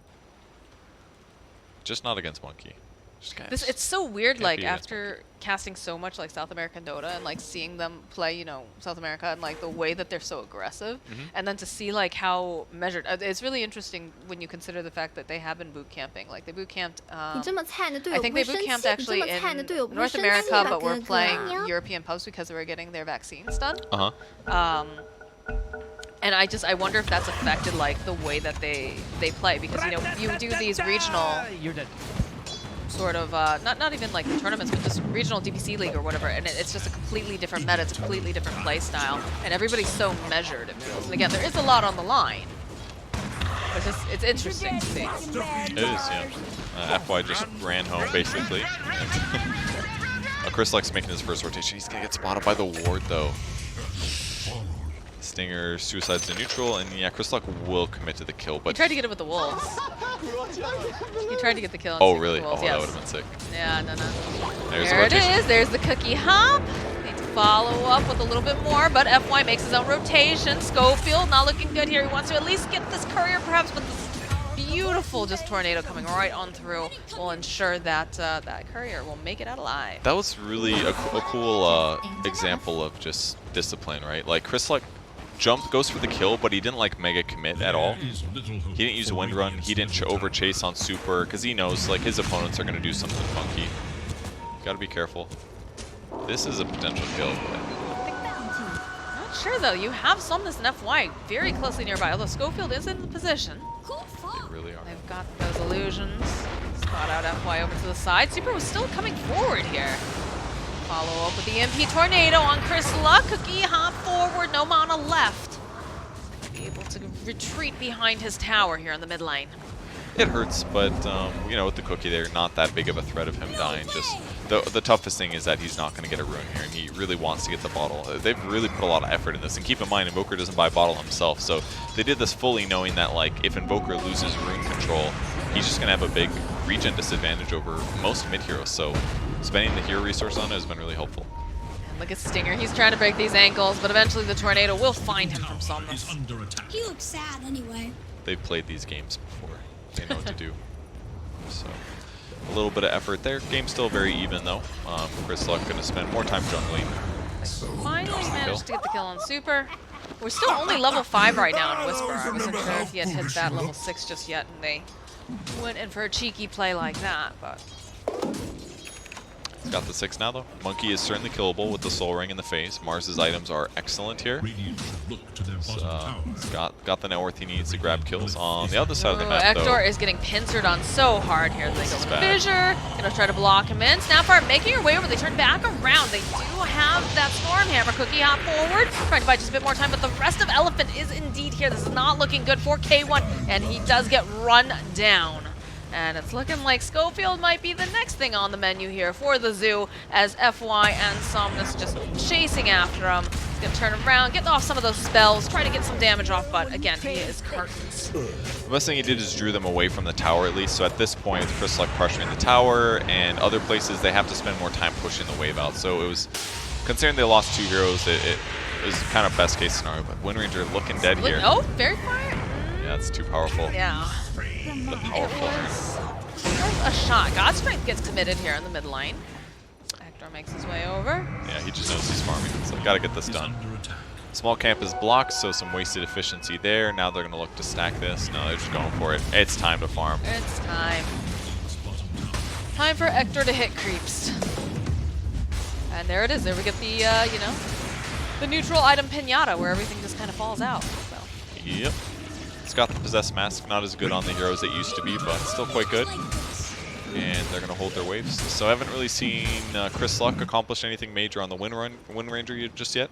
And like I said, it's a great Wind Ranger game, but the hero does have some vulnerabilities. Like if you just don't let her gank you successfully, her snowball is not going to be quite the same. And her lane stability wasn't there either because Elephant did a really good job with their supports to make sure that he couldn't get water runes half the time. So, and then the power runes and etc. So like, if a Wind Ranger's not getting kills and you farm slower than the Invoker does, especially when he goes Midas like this, like they're doing a great job to make sure Chris Luck doesn't get to play his game the way he wants. Oh, he got netted. Okay, Very I was gonna say. important. I was like, why did he just stop moving there? Ooh, the damage actually coming out from these wolves and whatnot. Oh, Look at this. no. Oh, pincered upon the tornado EMP. The cookie hop forward is not enough to save Chris Luck. I've read about Arcane's The lack of boots on him, it just feels painful. It kind of hurt him there because he felt like he had to use Wind Run just to gap close. Now they're gonna run down. Oh, they want K1. Ektor. They want Ektor so bad. They run. And just get the head off, and they will try to shell using those Snapfire Kisses. Ektor, though, again, that Cyclone coming out. Nice kill. It's going to be able to take down Eurus at the very least, but Ektor will be next to fall. Super taking too much damage, though, coming up from Schofield. They went and they held it is. on, and we talked about this. The cage, the Thunderdome, Young just literally running around in circles, but the cookie is there from Schofield, and this is looking like a very dead Yang. Nicely done by Beastcoast. That looked pretty bad to me. I was like, Hector is going to get ran down across the whole map, but the ulti damage from Snapfire was so crucial to have in that fight there. So much damage done to Monkey King. They were able to get him with the stomp as well. I guess that was the big thing. I mean, Natural Order, he's got 1 point in it, so a lot more magic damage. They get the cleanup. Monkey ulti's gone, and from there, just a little bit to deal with. So with that said, though, Chris Luck's still struggling. His net worth is now really hurting. He's behind Monkey King in terms of farm. He's significantly behind Lycan. Doesn't have his boots yet. Tough place to be. Don't worry, Mortimer. I'm still here. And it seems at this point with the Invoker, like we talked about before, having that Midas, having a nice laning stage, he's actually overtaken Ektor in terms of farming, which is something that you don't see very often in a lot of the games where other teams are against Beastcoast. So Elephant has to be feeling very, very confident and comfortable. Yeah, I mean, he's playing great. 6,300 Yeah. net worth. He's 4-0-3. He's been all 7 of the kills so far this game. This guy has always been a legend. The fact that he hasn't been on a top team is a little surprising, but like his skill is still there, obviously. The double no build, earn, he went boots, and then he's like, all right, I'm owning. Let's get the Midas and secure my gold advantage. They used to call, yeah, well, I mean, they still call him M God, but again, harkening back to when he was still referred to as Maybe. Ruined a Not perfectly good username. That's messed up. Maybe it was such a good username. But he was, you know, like we said, he's a legend. This is a team full of legends. So, in the meantime, they are slapping creeps. Earthshaker's got 1,000 gold on the way to his Blink Dagger. Helm of the Overlord, not too far away, 700 gold here for Lycan. He's pretty happy with his current position, I gotta say. And Hector is staying even with Invoker, which is not often a word or a sentence you end up saying. No, but definitely here's a not. smoke. Blinks on Mars. He's looking for the grab. He wants Invoker so badly. Jumps Almost forward. gets it. No, he would have been able to possibly get 2 if he had had that vision. More teleports coming out, though. There's going to be a fissure from FY. Stinger Lost has mana. like no health and barely any mana left, as is Whisper. Sunstrike coming in, sidestep off to the side. Not going to be able to quite finish him off this time around. And that's a lot of response here to this mid tower. That was really big that he EMPs Mars, because then there's absolutely no way they can fight here. His HP would be too low unless he's Chris crazy. Luck, I mean, he is really crazy. Nice spear, though. It looks like Chris Luck will not die, but very, very close there. Feels rough for him. I mean, Wind Ranger is really about getting kills. It's very important. If you're not successful in getting some of those kills, then your hero is just not as good as some other ones. And despite him having the good hero matchups, if your net worth is this low in comparison to the other ones, man, it just feels rough. Don't blame him. Maybe he should have laned a little bit better or something, but maybe he should have bought boots and not tried to rush Javelin so fast. But he's thinking, like, if I get Javelin, then I can actually gank side lanes effectively. But you could also argue that, like, you can gank side lanes effectively with, like, boots and some null talismans, maybe. You know, rely on your other skills, not so much focus fire. But didn't work out. Tornado EMP opening right over to FY, follows up the fissure, and there's the boundless strike here from Eurus. Now Whisper running for his life. He's got quite the zoo chasing after him. And he has no way to really push them back as he's just trying to climb over. He actually goes for the arena play because he just knows otherwise he's most likely dead. Does manage to pin Yang over to the wall. Good shield, though. That Keen Optic really helping out. So they do a big dive. They only kill Schofield, but yeah, and that was Glyph, actually. That was kind of a big mistake, maybe. They used Glyph to try to do some damage here, but it doesn't clear the creep wave. If they Glyph right now, this creep wave dies. They have to wait like 30 seconds, potentially. But maybe not. Maybe they force it anyways because they have so many summons. But yeah, that's the tier 2 dead. Now the Shrine's gone. Now they're going to lose map control. If they don't get some kills on Chris Luck soon, like I just don't see Beastcoast being able to scale so well. I feel like Somnus wants to get a kill literally on Chris Luck right now. Look at this positioning here. FY nearby. They'll open up. Again, Tornado EMP. They do have Ector nearby, though, so they might be able to turn it back around here. They get the shackle. Chris Luck, he's just taking too much damage. He's dead.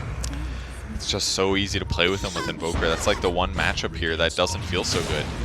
And with Somnus playing this well and having so much net worth advantage, good luck. They can maybe get Yang, though.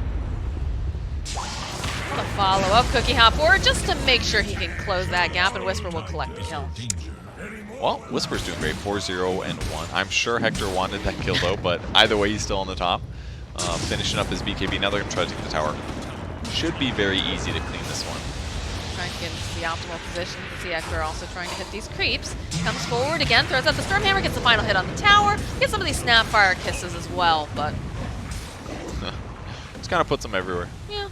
I think they were expecting perhaps more to show up. That's reasonable. Maybe he was looking for vision, like, oh, where's the Earthshaker coming from? Trying to stop the Blink Dagger. He's kind of so way. close. Yeah, Blink is going to be up and running very, very shortly. There it is. He's picked it up. And all of a sudden, these fights are a little bit scarier. They are. East Coast team. I mean, they're already so tough for Chris Luck, having to deal with, you know, just like Fissure and Tornado. But in all fairness, like, a lot of the fights have been him getting initiated on, not so much like him initiating on his opponents. And having that disadvantage is pretty big when you're behind and didn't have much movement speed, so I don't know. I'm not sure if this is much different if he goes for fast boots instead of like instant Maelstrom Rush. The Maelstrom Rush kind of left him vulnerable in HP. In terms of mana regen, he couldn't farm that fast. He had no movement speed, so he had to use Wind Run sometimes and not save it for survivability. But the main thing, I think he's just really expected to be able to get the Maelstrom at a good speed, but because he got pressured so much, it was harder. That's one good thing. He's got a Grow Bono. That's a great, perfect neutral item for Wind Ranger. But Ooh, nice spear off to the side here on Super. is that going to buy enough time? Let's see. And it was. Okay. Didn't stun him just enough. Good D-ward there. The zoo is here. We've got that Black Dragon. This thing was so overpowered when Helm of the Overlord first came out. It was. It was insane. All right, this is a big item pickup here over onto Hector. He's got himself his BKB. They can use this to fight if their opponents actually have to show their bodies to hit towers. And unfortunately, it's just a ancient Black Dragon with 230 damage or something. It's bonkers how much he does. So they clear that tower up. And the pressure continues. I mean, I feel like... Ooh, Hector? Up for the fissure. Team combo again. There it is. There's going to be an arena. They managed to go and grab Those- Somnus. The long range kisses coming into play. Plus, all of that does still be able to clean up Somnus. Big pickup, 500 gold to Stinger. Once again, Hector really wanted that one. That would have been a lot of gold to accelerate him, but He's going to get himself an Aegis, I think it looks like yes, now. definitely committing an ulti to this one. Rest of the team, they are smoked up over on the side of Elephant. So they probably anticipate something like this is happening. So much minus armor. The Wolf's going to scout it, though. He Warcries, that's actually kind of helpful. I guess it lowers their damage. Yep. Oh! The Echo Slam comes out from FY! The follow-up here, and they just absolutely obliterate Chris. Like Schofield goes down. FY, he's fallen, but he's already done what he needs to do as they're just chasing them down one by one. Buyback coming out here now. Both of them, they don't want to give this up. They're not going to be able to get there in time, though. This is all belonging to yours. There's no way that they get there. There it is. There's the Aegis pick up. They did not expect Elephant to get there in time. Not but indeed. I mean, they had a sentry down. Just the Wolf runs in, and they're just kind of like, oh, there's a Wolf here. Not looking great for Ecto. The Sunstrike not quite on the mark here. Schofield looking for the opening. Doesn't quite have that cookie. Just trying to buy a little bit more time for his team so they can just get out. What an Echo. It was very good, very good. Catching 3 cores. I was surprised Hector had the discipline to run on. I was like, he's fighting to the death for sure. But he's like, nah, we're going to slowly make our way out to get it to a defensive area. He made the right call. It definitely could have been worse. Here's that replay once again. Blink Echo, I think he TP'd to Shrine or something to get there at that point. And they like half committed, but Chris Luck got cleaned up really quick. Hector starts walking away a bit together with his team, but rough one there. The Wolves get there just in time.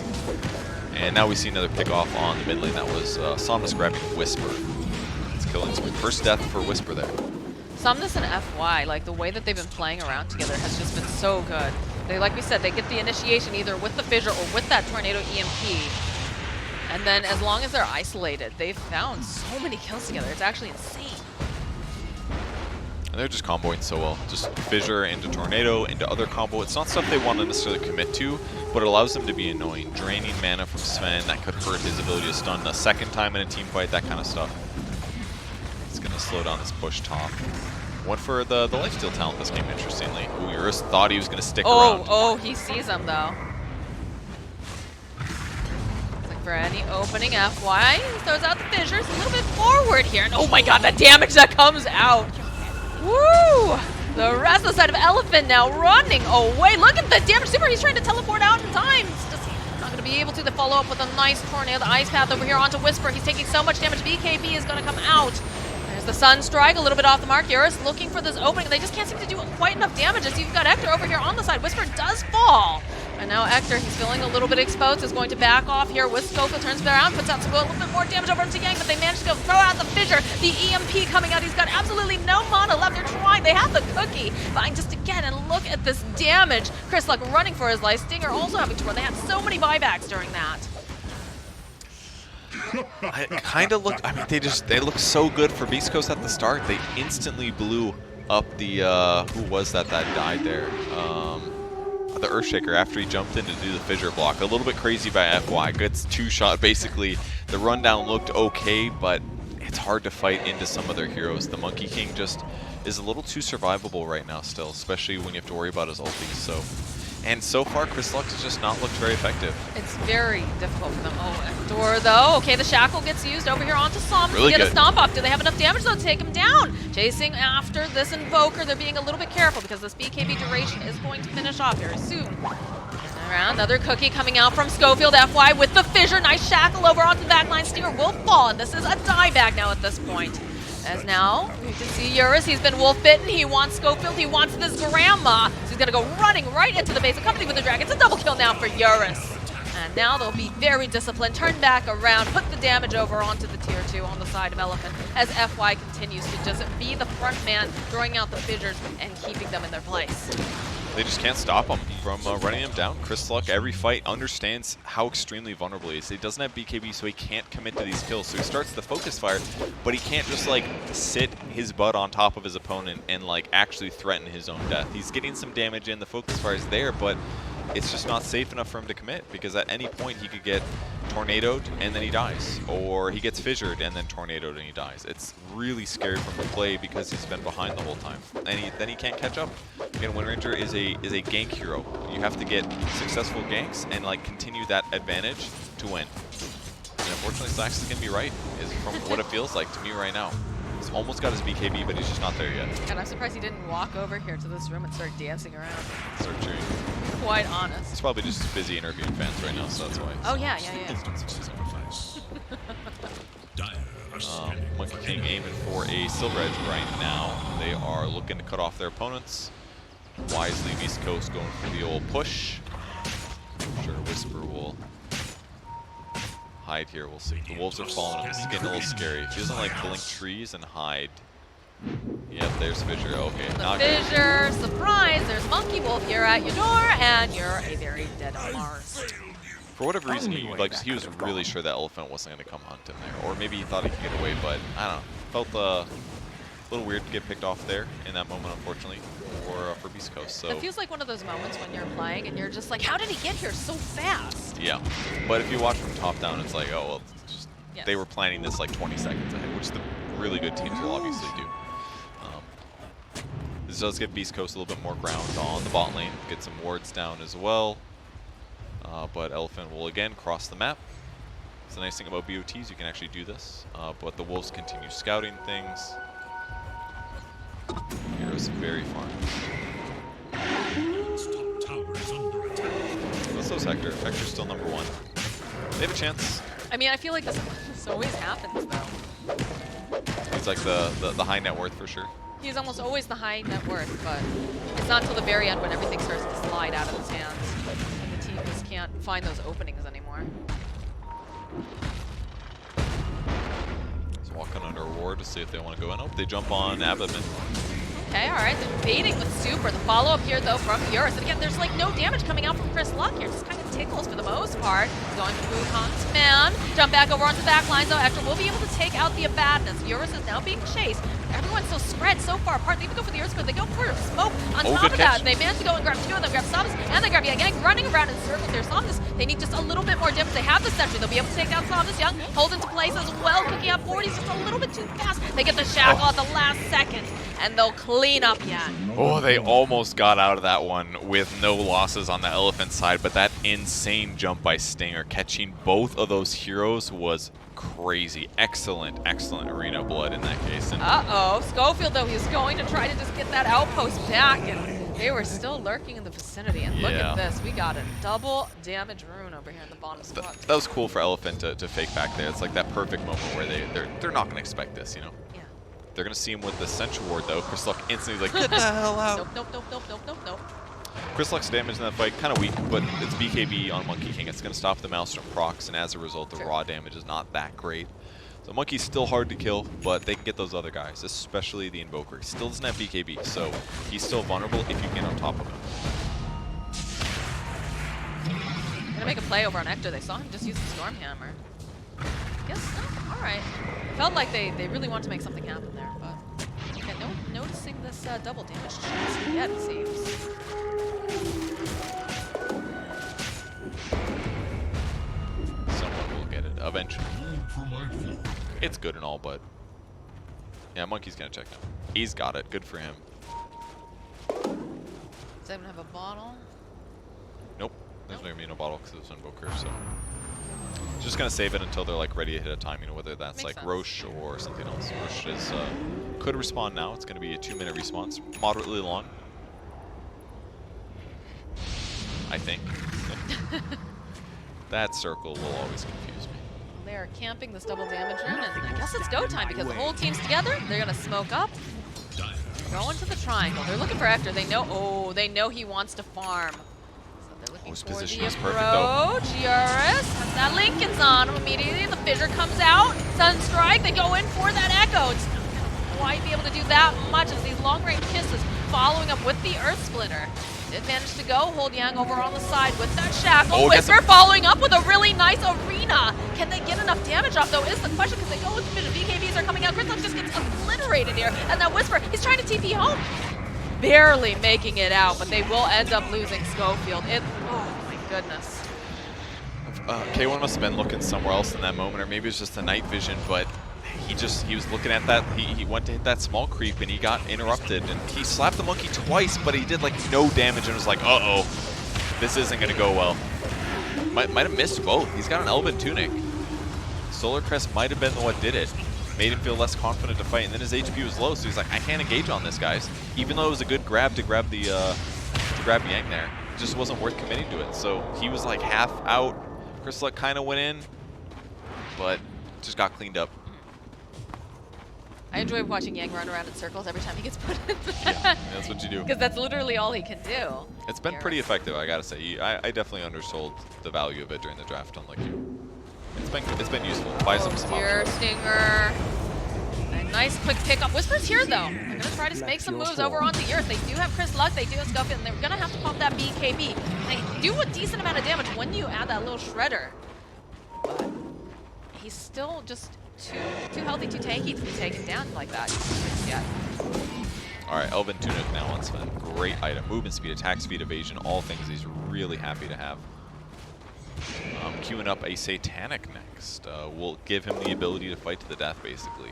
He's got the Warcry armor talent. That'll be great for him and his team.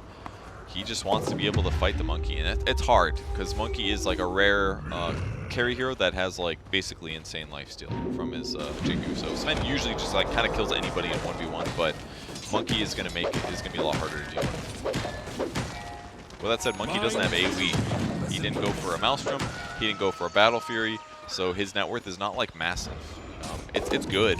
It's gonna be a Basher next to Monkey. That'll be great for Sven, but they still have some options. Behind by 13k, it's looking scary, but Beastcoast could win if they hit some crazy team points. I think we have a very big fight coming up soon for this Roche. They're definitely going to want to make something happen here. Yours is going to show himself and clean up. They also drop down that spear just in case. Smoke is on though. Hector very, very far forward. Do have Eurus, he's already bitten. Looking for the opening, find himself. Oh, but they have the vision off to the side. They'll be able, can they blow up Eurus fast enough to take him out of the fight? Yes, they can. That is a 10 times God streak. Just taken away now from the side of Beastcoast as they're chasing after them. They need that catch. They want FY. They want to get him off the map. They want to be able to get themselves to Roche. He'll turn back around though to put some attention over onto Super. Super next to fall. No Abaddon available. As Beastcoast just starts running in towards this pit. Dude, it is so scary to cross the map sometimes. Like they're ahead by a huge amount. And he's running in as a invis monkey wolf, but there's just a sentry on the ground. Boom, you get stunned. Like sometimes it's just so dangerous to face check, and he gets speared to the wall. Then he gets Sven stunned. Then he gets hit by like a shackle shot or something, and boom, all of a sudden, big net worth swing. They guarantee Aegis. They get the shard on Sven as well. Lowers his stun cooldown by 4 seconds, putting it down to 8. It's gonna dispel now. Is that useful? It's okay. Like you could remove. I guess you can't remove Jingu Master. Yeah, you'd have to self-dispel, I think, for that one. But hey, 4 second lower cooldown. I think you're not complaining with that. It's a free present, right? Free net worth. Could have been a Gale Force, actually. Oh yeah. Remember when that came out and everyone's like, we gotta pick Wind Ranger right now. And now it's like, no, I don't need to. You could do a Gale Force into an arena, dude. That's true. That would be pretty That's baller. true. Crystalluck has to survive long enough, though. That's the only thing that's a little tricky right now, but is, definitely picking up some more speed, some more damage, so to speak. Whisper went for a shard of his own, actually, to get the double spear, potentially. Which makes sense, if you can spear 2 people to a wall, it's incredibly effective. If you can land it. If you can land it, it's incredible. And as many, like, wolves are running around here, you might need to get them both on the same stick. You might need a shish kebab. Helps him push 2 a bit, but... yeah, Whisper's doing great so far. Been pretty impressed with this Mars. I think he's doing really good. Crystalluck is stabilizing a little bit. He's got a Demon Edge now, so he's going for MKB.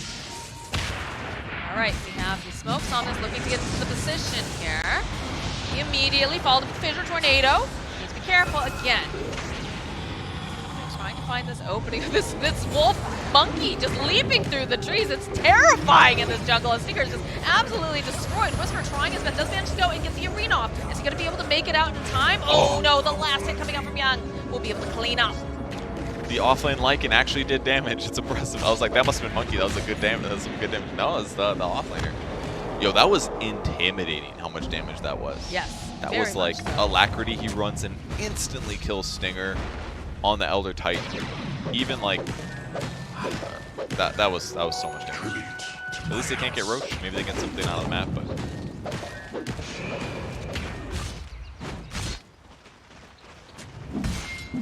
Yang slapping creeps. Chris Luck thinking about buying out, but he knows he's got to wait. He does. He absolutely does. It's hard. His items are only going to be really effective when their BKB is gone. Gold for When the me. BKB is gone, it's going to be pretty good. He actually is going to buy out. Missing about 500 gold, and then he'll have it finished. But once the BKBs are dead, like he's going to be able to crush Monkey King, because it's going to be a lot of magic damage from the Monkey King bar and the Maelstrom. So they can just outweight the Monkey King BKB. They can get some kills. He's going for a focus fire kill on the neutral creep bottom. Very nice kill. It's like one good thing that Chris Luck can do. Gave it the shackle on the focus fire. Super easy. Justifies it. And how much longer do we have? So still fairly fresh Aegis, and that seems to be why I feel like they're putting Hector very far forward. Another smoke play coming out now from Elephant. They know that they're in the bottom area, and they're sending the Wolves to get a bit of the scouting. Hector, though, Fissure gets tossed out. He's doing such a good job playing frontline for his team, honestly. That's exactly what he's got to do for sure. Meatball's getting dropped. Satanic is completed. Currently sitting now in his backpack. Once that Aegis is down, I'm sure he's going to Put them. All right, they're fighting. swap it around. Trying to find the right angle, though. There's the Fissure immediately followed up, and you can see, yeah, trying to get into the back lines, trying to make something up. Pops his own BKB as yours, jumps in immediately, wants to get rid of Stinger, is going to be able to do it. As he's chasing now after Scofa. Scofa with the cookie hop forward. Chris, like, he's trying to do everything, but they can't. It's just taking too long to take down Eurus. Another buyback coming out now from the Snapfire. As you can see, Chris, look, nice shackle coming out, followed up with a beautiful arena. But they also have to stand. There it is. There's the Echo Slam coming through. FY, though, he's going to pay for that with his life as this BKBs. They turn back around. They see Super. Super's going to try to teleport out, but he's not going to be able to. They have the stun. They have the control. That is a dead abandon. Mars the Impaler. Dude, I didn't even see Monkey die, but he just must have blown up. Looks like Chris Luck got him there on the back line. Excellently done. And they win a fight. They still haven't lost the Aegis. It will come back, or it'll give my heal at least, but big moment again for Beastcoast. This is going to cut away a big net worth advantage away from Elephant, especially if you get this tier 2 tower as well. Patiently here. When the creeps arrive, they're going to cheat through it. They do have buyback over on Monkey. They have buyback on the Abaddon. FY, of course, down for 26 seconds. I mean, they might need it. I mean, the damage that they can output here. Whisper jumping forward. They just want to get rid of this pesky dragon. They've had enough of it, so they'll be able to take that out of the picture now. Take down some of these wolves.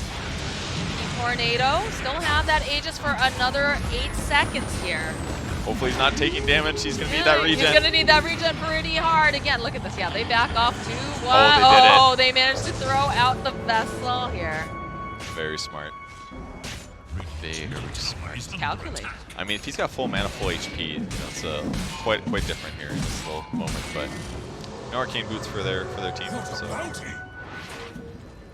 All right, they chipped away at some advantage. They got a tier 3 tower, not bad. I love that they damaged range barracks as well. They didn't touch the melee. They're like, we realize that there's a window, a small window here. So take your advantages and continue the game. We've got the Aghanim Scepter now completed for Somnus. So positioning is going to be very, very key in all of these fights. But again, we've got those BKBs that are really proving their worth. Yes, but hypothetically, if Earthshaker can start the fight on multiple heroes and get it's like the game can end. It's just really difficult because, especially with Hector playing the place that he was, playing so far forward, forcing Elephant to have to run past him and give him the threat of like just killing something. He's got Ags now too, so now his mobility issues are even smaller than they were before. Plus he has the charge, so he's got low cooldown stun. He got the Stormhammer stun duration because he got that free talent. He's like, I know my job. I need to jump in and like hit backlines, hit heroes, force BKBs, that kind of thing. If he doesn't do that, his team is not going to get covered. Got some nice neutral items over here on the ground. Just leaving a spell prism. Come on, bro. For Chris Luck here, give him that Pick it cooldown up. reduction. Yeah, let's go. So lower focus fire, more wind run. Doesn't have Ags yet. He's queuing it up. He's on his way. Could buy it soon. Well, once he gets that, he's going to be in a good place. I still think the Grove Bow's hard to pass up in a lot of ways, but hey, this is a lot of mana regen, some stats. cooldown of BKB is going to be huge, so he's gotta go with the spell prism. All right, well, we've got another double damager in here on Eurus. We saw how much damage he could output in that last fight. But he needs to be able to survive the burst coming out from the side of Beastcoast as well, which seems to be the tricky bit. We do have a full 5-man smoke over on Elephant. They know that they're pushing top. They're on the high ground. Luck hiding in the tree line. That vision, the jump forward, the Echo Slam. Can they burst anyone down with the Cataclysm? Yes, they can. Whisper will fall. The BKBs have been popped. Look at the damage coming out from Chris Luck now, and he's chasing after Eurus, just plinking away over at this wolf. He is out of here. Buyback now coming in. FY sitting very, very low. Hector trying to find this opening. Does manage to go jump forward. Gets that Superman hit off as they're just turning back around. They get their vengeance over on Chris Luck. Schofield, though, taking a lot of damage. Triple kill now for Somnus. They're going to go for the Monkey King ulti, but Whisper is here. We've got overlapping circles, but FY over on the other side, managing to go throw out the vision. The BKB comes out here from Hector. Going to get tossed up into the air again. He needs to turn around. He needs to be able to hit something. This is looking a little scary. He finds himself young. Can they get up enough damage, though, in time? Can he get the lifesteal? He's looking a little bit scared. Stinger now will fall. FY chasing after the Sven. Monkey King jumping forward. He wants this kill. They get a little bit of a stun, but no, eventually they take down K1. He did his best to man up and fight, but Yang is just way too Oh my god, tanky Chris there. Luck. Chris Luck is being hunted by Somnus. Gonna try to fight through here. They drop the ice while Whisper is nearby. That's the BKB, though. He's gonna dodge out this deafening blast. Try to run his way home. Can he do it in time? This is looking scary. Eurus is there. He's been waiting for him, and Big that's kill. another kill now for Somnus.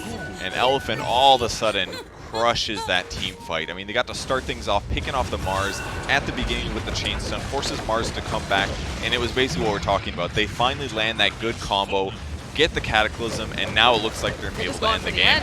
I mean, no Chris Luck in this fight. Hector could buy back here. He doesn't have God's Strength, though, so I think this is going to be it. He's gonna buy back. He'll buy back. That's the fort.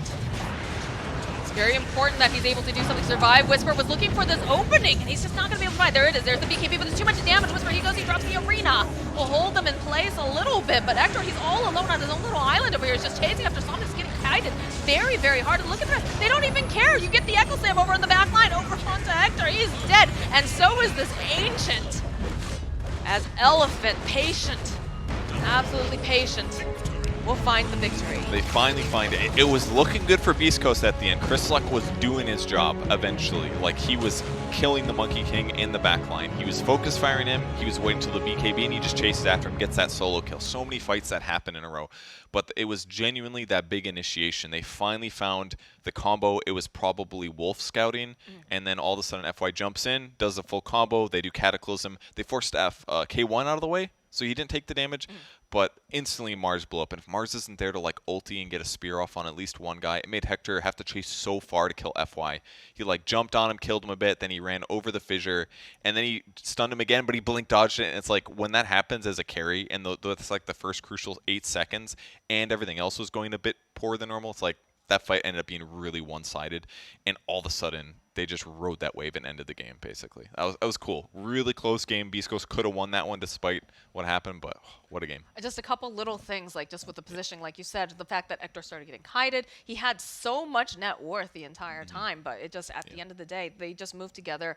Everything finally came together, especially, like we said, Cataclysm into just all the spells. Very, very impressive coming out from Elephant. I think that is the Elephant that people were expecting to see when they first announced this roster. But clearly, you know, the boot camp's working out, the coach is working out, and they absolutely dominated this this series. So it's going to be Elephant taking it 2-0, and Beastcoast is going to have to come back swinging.